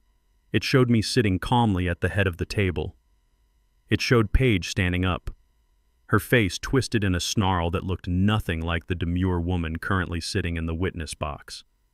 The audio filled the courtroom. "You are a monster," Paige's recorded voice screamed, shrill and hateful. "You are a selfish old man." The video showed me calmly refusing her request. It showed Darius sitting silently. It showed the escalation. And then it happened. The moment of violence was frozen in high definition. Paige grabbed the glass. There was no self-defense. There was no fear. There was only pure, unadulterated aggression. She wound up and threw the glass with the precision of a baseball pitcher. The sound of the impact echoed through the speakers, a sickening wet thud followed by the crash of shattering crystal. The courtroom gasped. Even the bailiff flinched. The video continued. It showed me bleeding. It showed me leaving. It showed Paige not crying, not trembling, but standing there panting with rage. And then came the second part of the video, the part Mr. Blackwood had not anticipated. The video showed the aftermath. It showed me walking out the door. And it showed Paige turning to the mirror in the hallway.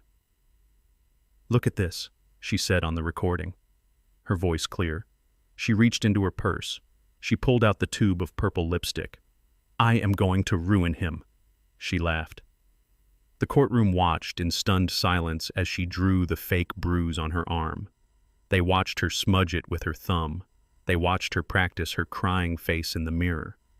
"This is going to look so good on camera," the recorded Paige said with a smirk. The video ended. The screen went black. The silence in the courtroom was absolute. It was heavy and suffocating. Every eye in the room turned to Paige. She was frozen in the witness stand. Her face had drained of all color. Her mouth was open, but no sound came out. The librarian costume suddenly looked like what it was, a disguise. Judge Holloway slowly turned her head to look at Paige. The judge's face was no longer bored. It was furious. The kind of cold judicial fury that ends careers and destroys lives. Mrs. King, the judge said, her voice low and dangerous. "Did you just lie to this court under oath?" Paige stammered. That video, it's edited. It's a deep fake. He has money. He paid someone to make it." Mr. Blackwood sat down. He physically distanced himself from his client. He knew when a ship was sinking and he was not going down with it. Annika stood up again. "Your Honor, we also have the metadata for the file verified by an independent forensic expert. The video is authentic. Furthermore, regarding the defendant's claim of pregnancy, which she used to justify her emotional state, we have subpoenaed her medical records." Annika held up a document. "This is a record of a bilateral salpingectomy performed 3 years ago. The defendant is physically incapable of being pregnant. Her entire testimony is perjury." Judge Holloway slammed her gavel down. The sound was like a gunshot. "Enough," she barked. She looked at Paige with disgust. "I have sat on this bench for 20 years, the judge said. "I have seen liars. I have seen manipulators. But I have never seen someone come into my courtroom and perform such a grotesque mockery of justice. You assaulted this man in his own home. You fabricated evidence to frame him. You lied about a pregnancy to garner sympathy. And then you sat there and lied to my face." Paige began to sob for real this time. It was the ugly crying of someone who knows they are trapped. "Please," she wailed. "I didn't mean it." "Stand up," Judge Holloway commanded. Paige stood up, trembling. "I am granting the petitioner's request for a permanent restraining order," the judge declared. "It will remain in effect for 5 years, the maximum allowed by law. You are to have no contact with Mr. King. You are to stay 500 yards away from his home, his place of business, and his person. If you violate this order, you will go to jail immediately. Do you understand?" "Yes," Paige whispered. Furthermore, the judge continued, "I am holding you in contempt of court for perjury. I am referring this matter to the district attorney's office. You lied under oath, Mrs. King. That is a felony. You entered this courtroom seeking to destroy a man's reputation, and you have only succeeded in destroying your own. Bailiff, take her into custody for processing on the contempt charge." The bailiff moved forward. He took Paige's arm. She looked at Darius, who was not there. She looked at her lawyer, who was packing his briefcase. She looked at me. I looked back at her. I did not smile. I did not gloat. I simply looked at her with the indifference of a mountain looking at a passing storm. "Thad, please," she begged as the bailiff pulled her toward the side door. "Help me." I turned my head and looked at Annika. "We are done here," I said. The bailiff led Paige away. The door closed behind her, cutting off her sobs. Judge Holloway looked at me. "Mr. King, I apologize that you had to endure this. The order is effective immediately. You are safe." "Thank you." "Your Honor," I said. I stood up. I buttoned my jacket.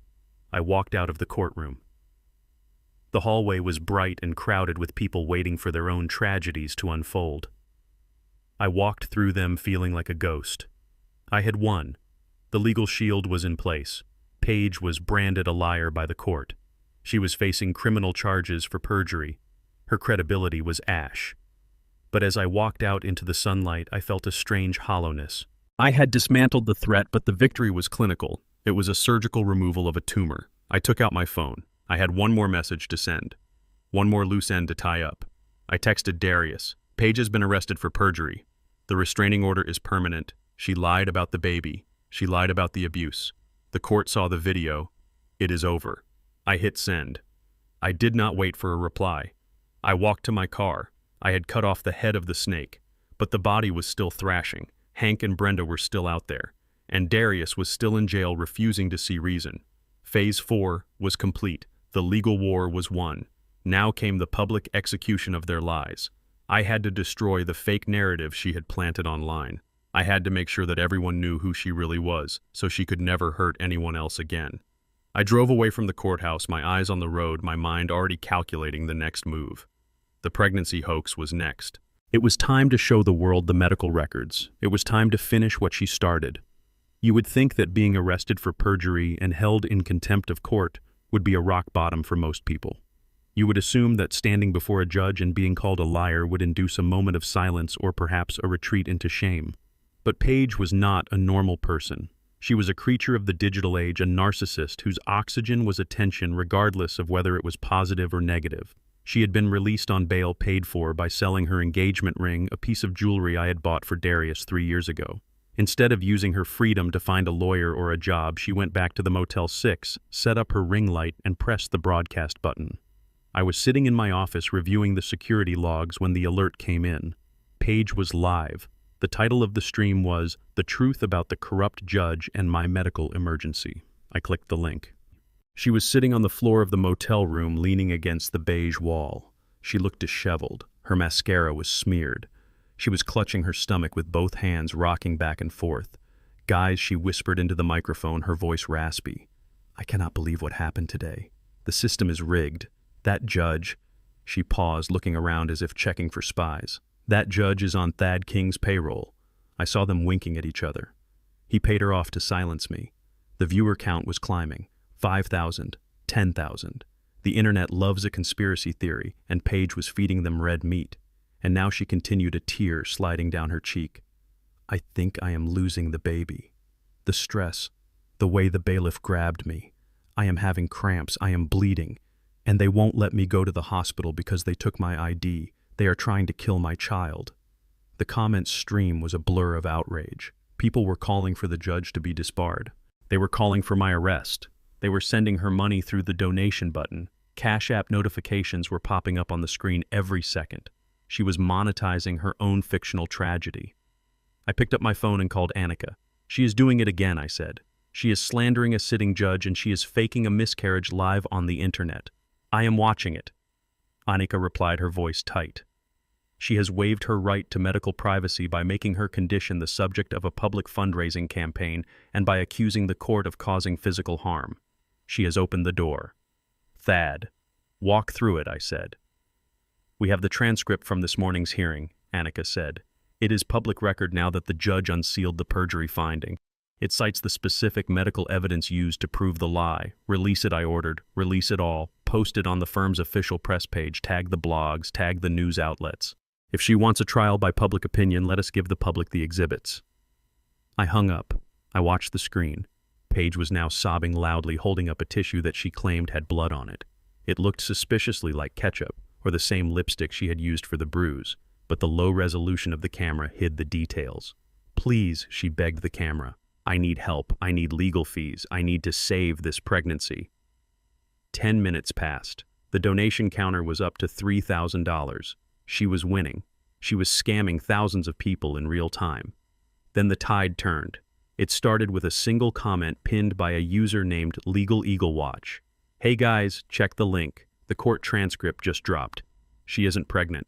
She had her tubes removed 3 years ago. Paige didn't see it at first. She was too busy thanking a user for a $50 donation." Then another comment appeared, and another. "Liar. You are sterilized. What about the salpingectomy page? Show us the ultrasound." "Scammer." The stream of hearts and supportive emojis turned into a wall of angry red faces and vomit icons. The chat moved so fast it became a blur of hate. Paige squinted at the screen. She saw the word tubes. She saw the word medical records. Her eyes widened. She stopped rocking. She stopped crying. The pain in her stomach miraculously vanished as the panic in her mind took over. "What are you talking about?" she stammered. "That is fake." He forged it. But the internet is a hive mind. Within seconds, someone had screenshotted the document Annika released. It was the official court record stamped by the clerk of Fulton County. It detailed the testimony. It detailed the medical evidence from her own insurance provider. It quoted the judge calling her a perjurer. The donations stopped instantly. Then the brands woke up. Paige was a micro-influencer. She made her living promoting weight loss teas, fast fashion, and cheap cosmetics. These companies do not care about morality, but they care deeply about liability. They do not want to be associated with a woman who fakes a pregnancy loss for profit. I watched as her notification bar at the top of the screen began to fill with emails. Because she was screen sharing to show donation alerts, the audience could see the subject lines of her incoming mail. From Skinny Tea Co., immediate termination of partnership. From Luxlash, breach of contract notice. From Fashion Nova, cease and desist. Paige saw them too. She gasped. She tried to swipe them away, but they kept coming. Her income stream was drying up in real time. The sponsors were fleeing the burning building. "No," she whispered. "No, wait. Let me explain." But there was nothing to explain.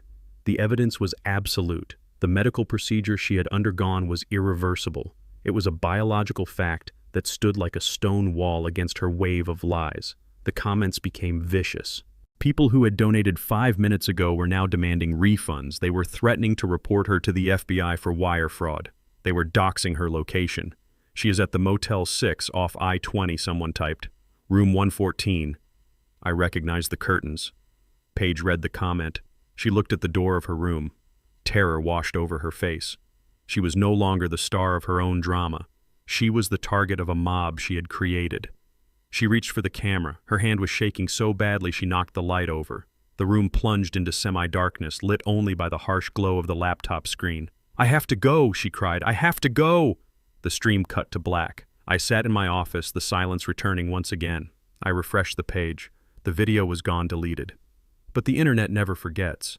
Clips of her reading the comments were already circulating on Twitter. The screenshots of the court documents were trending. She had wanted to be famous. She had wanted the world to know her name. Now they did. She was the woman who faked a baby for money. She was the woman who lied about abuse. She was a pariah. I felt a vibration in my pocket. It was a text from Darius. He was still in jail. He must have traded his commissary access for phone time. "Dad," he wrote, "they are showing Paige on the TV in the day room. They are saying she isn't pregnant. Is it true?" I looked at the text. Even now, after everything, he still had to ask.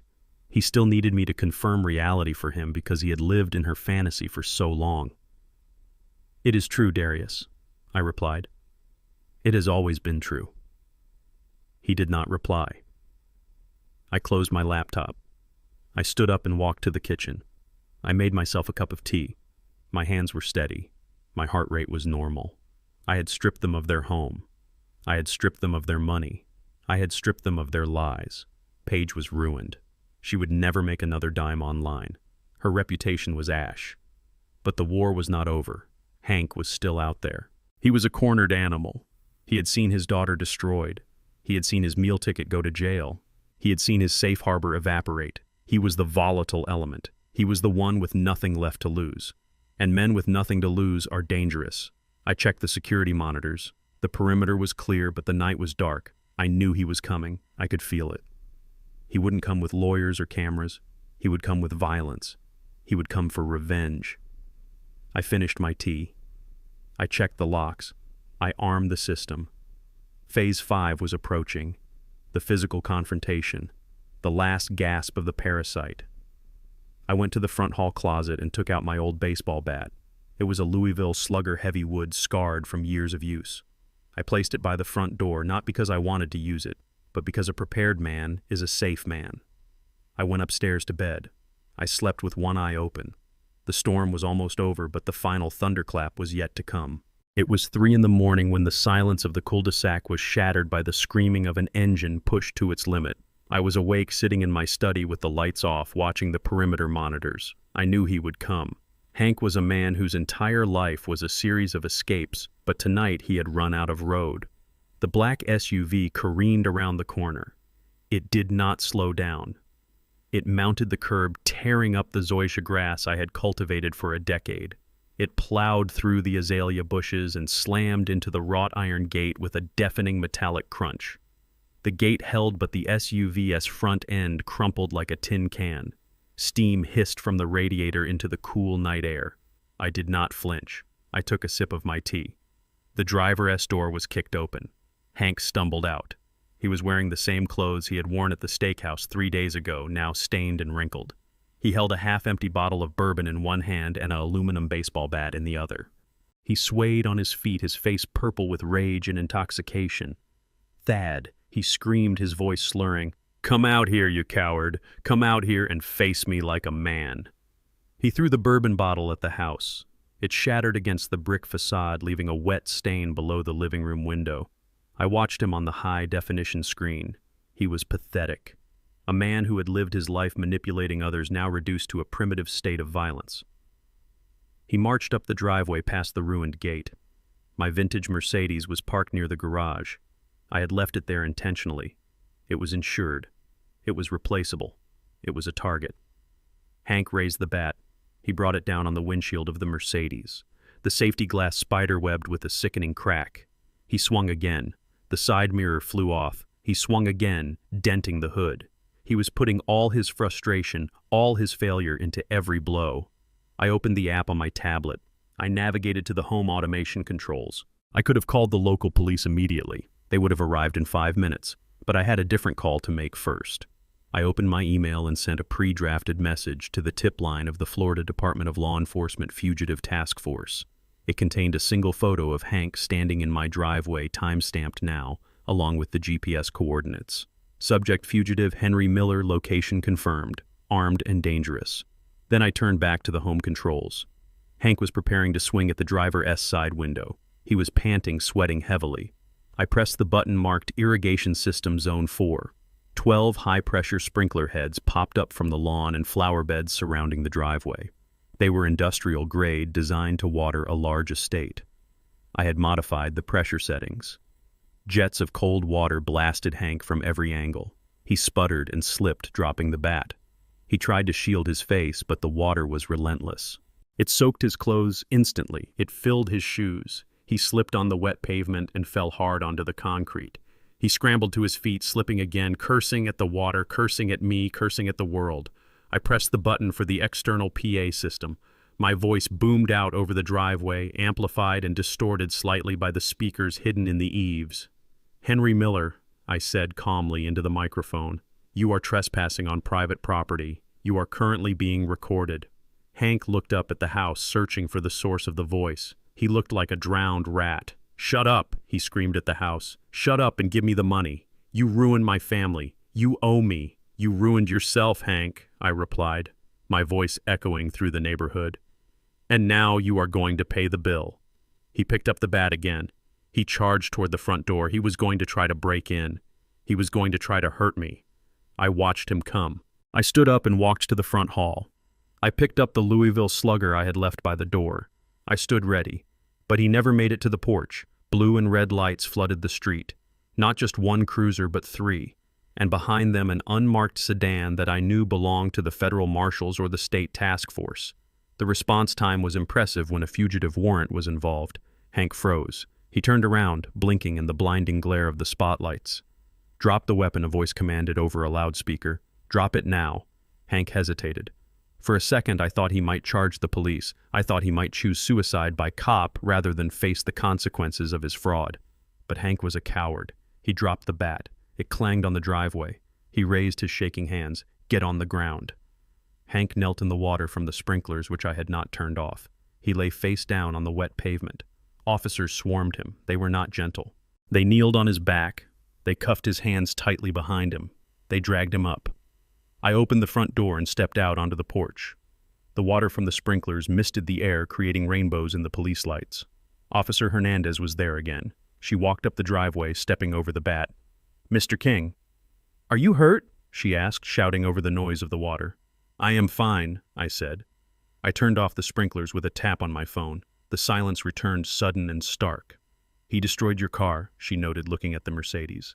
"It is just metal," I said. A man in a windbreaker walked up. He had a badge on his belt. "Mr. King, I am Agent Ross, Florida Department of Law Enforcement. Thank you for the tip. We have been looking for Mr. Miller for 6 months. He is all yours," I said. They dragged Hank toward the unmarked car.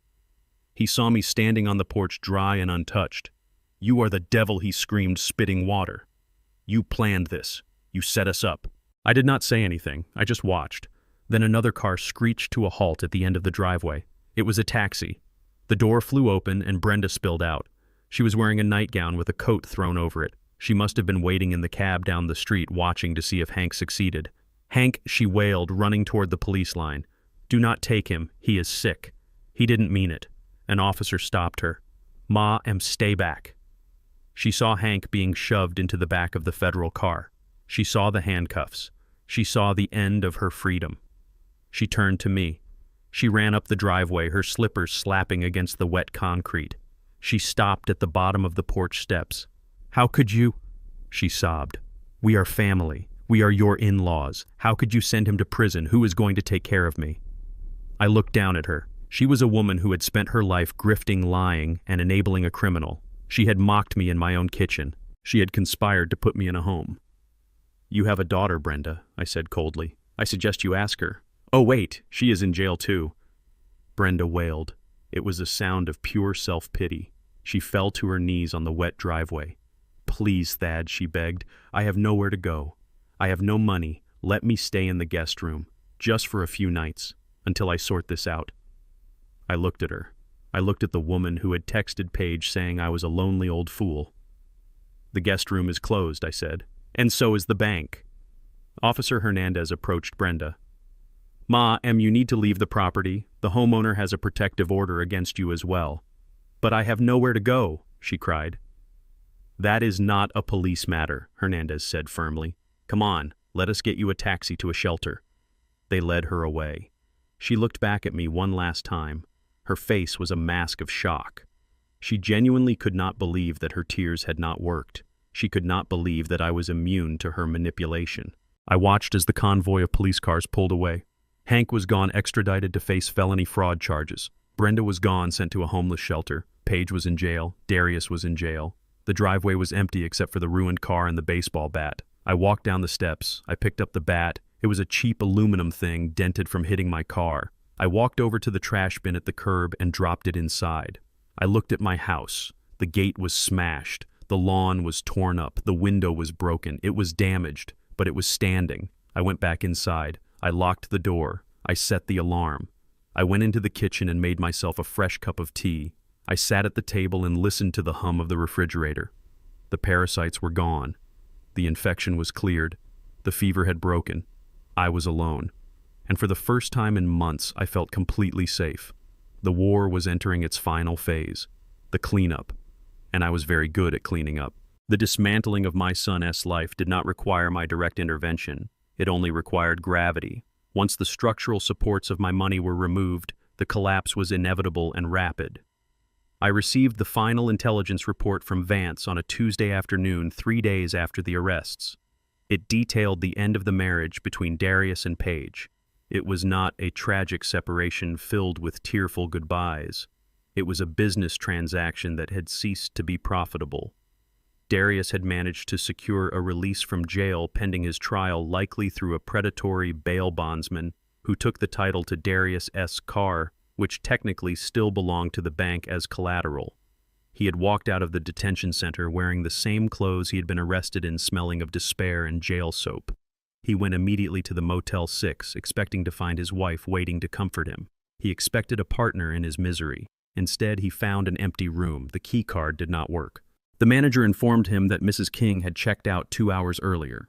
She had not left a forwarding address. She had not left a note.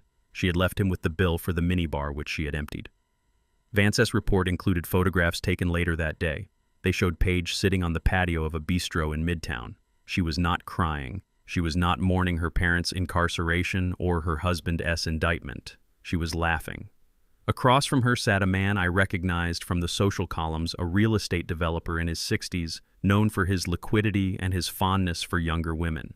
Paige was leaning forward, touching his arm, giving him the same wide-eyed look of adoration she had once given Darius. She had pivoted. She had identified a new host. Darius was a dry well, so she had moved on to the next reservoir. I set the photos down on my desk. I felt no satisfaction, only a cold validation. I had told Darius she was a parasite. He had chosen to believe she was a soulmate. Now he knew the truth. But the tuition for that lesson had been his entire life. The rest of the week was a study in disintegration. Darius was evicted from the hotel lobby where he tried to sleep. He was banned from his favorite bars because his tabs were unpaid. He called his friends the drinking buddies he had bought rounds for with my credit card, but they did not answer. He was radioactive. He was a man with a felony charge pending no job, no wife, and no money. On Friday morning, I stood on the front lawn of my estate. The air was cool and fresh. The landscaping crew had just finished repairing the damage Hank had done to the grass. The driveway was clean. The gate was fixed. The house looked perfect, majestic, and imposing. It was the symbol of everything I had achieved, and it was time to let it go. I had signed the papers the day before. I had sold the property to a private equity firm that planned to turn it into an executive retreat. The price was $3.2 million cash. It was a record for the neighborhood. I did not care about the money. I cared about the erasure. I was washing my hands of the memories. I was liquidating the legacy that Darius thought was his birthright. A white truck pulled up to the curb. 2 men in coveralls got out carrying a heavy wooden post and a sign. I directed them to the spot right next to the newly repaired gate. They dug the hole. They set the post. They hung the sign. Sold. The letters were red and bold. They screamed finality. As the workers were packing up their tools, I saw a figure walking up the street. He was moving slowly, shuffling his feet. He wore a wrinkled suit jacket over a dirty t-shirt. His shoes were scuffed. He looked like a ghost haunting the scene of his own death. It was Darius. He stopped at the edge of the driveway. He looked at the house. He looked at the pristine lawn. He looked at the new gate, and then his eyes landed on the sign. I stood on the porch holding a cup of coffee. I watched him. I did not wave. I did not call out. I simply bore witness. Darius stared at the word sold. His mouth opened slightly. He blinked as if trying to clear a hallucination. He looked from the sign to me. He walked closer, stepping onto the driveway. He stopped 10 feet away from me. He looked terrible. He had lost weight. His eyes were hollow. The arrogance that had defined him for years was gone, replaced by a raw, terrified vulnerability. "You sold it," he whispered, his voice cracking. I took a sip of coffee. "Yes," I said. "But this is my house," he said, the old entitlement flickering for a second before dying out. "I grew up here. You always said this would be mine one day. I did say that I agreed. I said that when you were a boy. I said that when I thought you would grow into a man who respected his name. But you did not grow up, Darius. You just grew older."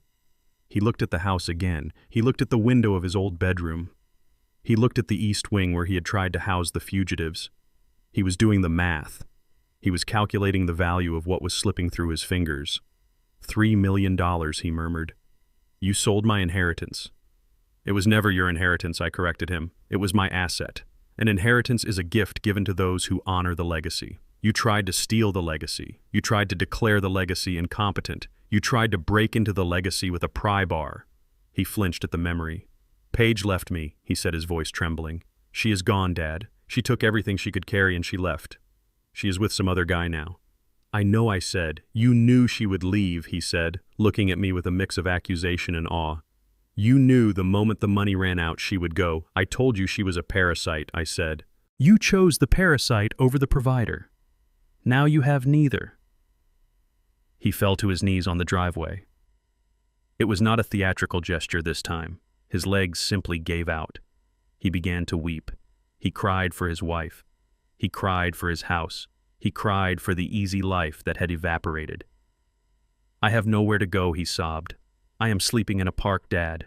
I am hungry. Please, I am your son. You cannot leave me like this." I looked down at him. I felt a phantom pain in my chest, the echo of the love I used to have for him. But then I looked at the scar on my forehead. I remembered the glass shattering. I remembered the betrayal. I reached into my pocket. I pulled out a business card and a single $100 bill.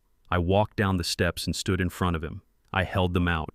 Darius looked at the money. He reached for it, his hand shaking. "Take it," I said. He grabbed the bill, clutching it like a lifeline. Then he looked at the card. "What is this?" he asked. "It is the contact information for a temp agency," I said. "They specialize in manual labor, construction, demolition, hard work. They hire people with criminal records. If you start tomorrow, you will have a paycheck by Friday." He looked at the card as if it were an insult. "You want me to be a laborer," he said. "I want you to be a man," I replied. "You have spent your life eating fruit you did not pick. Now you are going to learn how to plant the tree." I turned around and walked back up the steps. "Dad, wait," he called out. "Can I come inside? Just for a shower?" Just for a meal, please." I stopped at the door. I looked back at the sold sign. "This is no longer my house, Darius," I said. "The new owners take possession on Monday. I am just a guest here now, and guests cannot invite strangers in." I walked inside and closed the door. I locked it. I went to the window and watched through the blinds. Darius stayed on his knees for a long time, clutching the $100 and the card. He looked at the house one last time. He looked at the sign that marked the end of his expectations. Then slowly he stood up. He wiped his face with his dirty sleeve. He looked at the card in his hand. He put it in his pocket. He turned and walked away down the driveway, past the gate and onto the street. He walked away from the mansion he thought he deserved and toward the bus stop. He was alone. He was broke. He was broken. But for the first time in his life, he was walking on his own 2 feet. I watched him until he disappeared around the corner. I felt a profound sense of release. The house was sold. The money was secure in the trust. The toxic ties were severed. I turned away from the window. The rooms were filled with boxes. The movers were coming in the morning. I was ready to go. I was ready for the penthouse view. I was ready for the quiet. Darius had lost a fortune because he listened to a woman who threw a glass. It was the most expensive drink in history.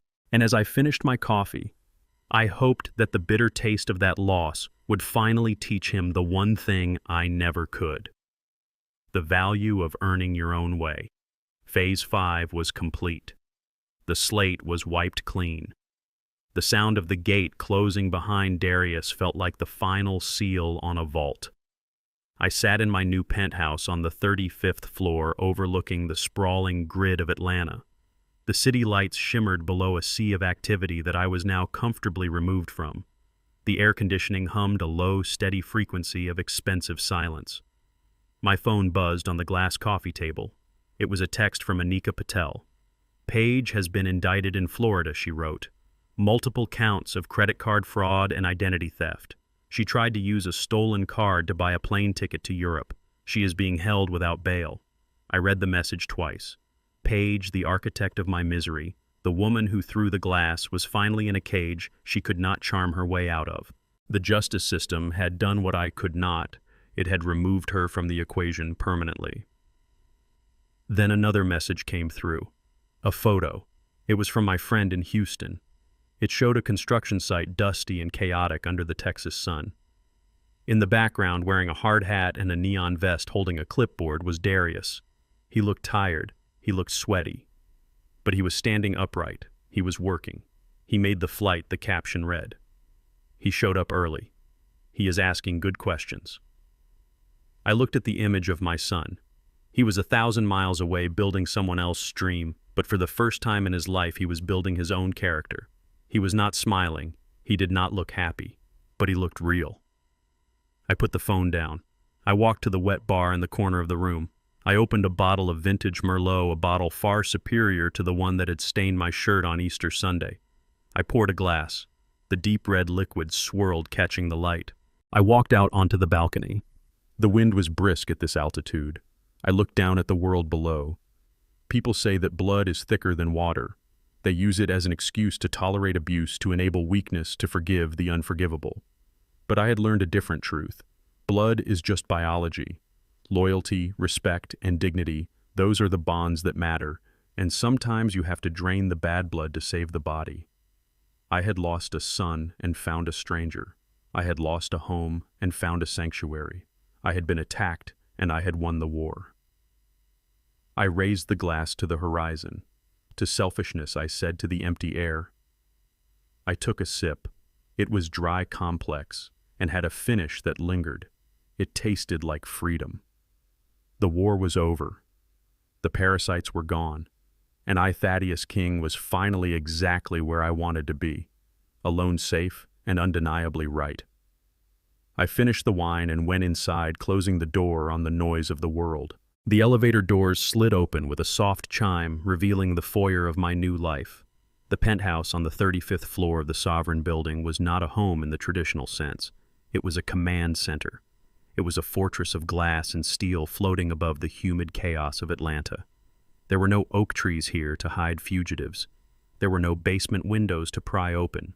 There was only biometric security, 24-hour concierge service, and the silence of absolute solitude. I walked across the Italian marble floor. My footsteps echoed slightly, a clean, sharp sound that replaced the creaking floorboards of the Buckhead estate. I had sold the furniture with the house. I had left the memories in the drywall. Here everything was new. The furniture was modern leather and chrome. The art was abstract. The air smelled of nothing, which was exactly how I wanted it. I sat down on the sofa facing the floor to ceiling windows. The city sprawled out beneath me, a grid of lights and traffic. Somewhere down there, people were arguing. Somewhere down there, families were tearing each other apart over money they did not earn.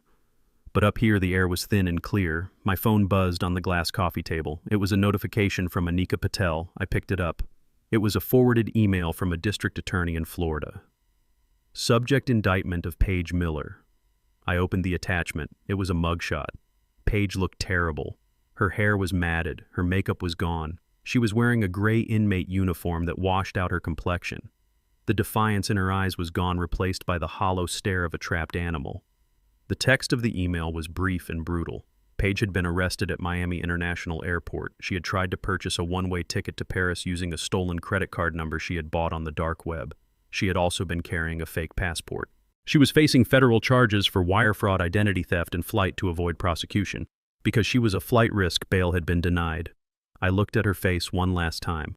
The woman who had thrown a wine glass at me because I wouldn't house her criminal parents was now going to be housed by the state for a very long time. She had wanted a free room. She got a cell. I deleted the email. I did not feel joy. I did not feel vindication. I felt the satisfaction of a mathematical equation balancing out to zero. She was an error in the code, and she had been debugged. A moment later, another message arrived. This one was from my old friend in Houston, the owner of the construction firm where I had sent Darius. It was a photo. The image was grainy, taken from a distance with a cell phone zoom. It showed a construction site under the blazing Texas sun. Dust hung in the air. In the center of the frame, a man was shoveling gravel into a wheelbarrow. He was wearing a yellow safety vest and a hard hat. His face was streaked with dirt and sweat. His posture was slumped with exhaustion, but he was standing. It was Darius. The caption read simply, "He showed up. He threw up at lunch, but he went back to work." I zoomed in on my son's face. He looked miserable. He looked like a man who had never done a hard day's work in his life because he hadn't. But he was there. He wasn't in a hotel bar. He wasn't begging me for money. He was earning $12 an hour shoveling rocks. It was the first honest money he had made in a decade. I saved the photo. I did not reply.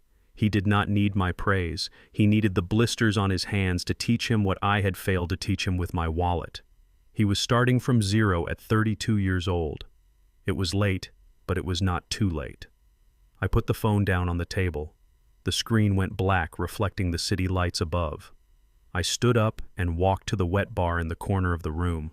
I opened the wine fridge. The blue light illuminated the rows of bottles. I selected a bottle of Cabernet Sauvignon, a vintage far superior to the one Paige had wasted on my shirt. I pulled the cork.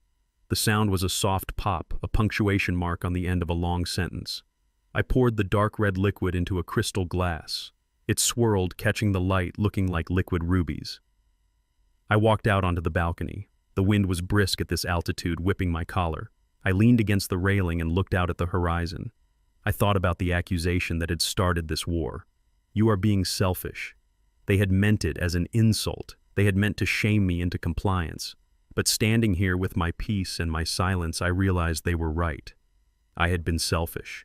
I had chosen to protect my sanity over their comfort. I had chosen to protect my assets over their greed. I had chosen to save my own life rather than let them drain it dry. And it was the best decision I had ever made.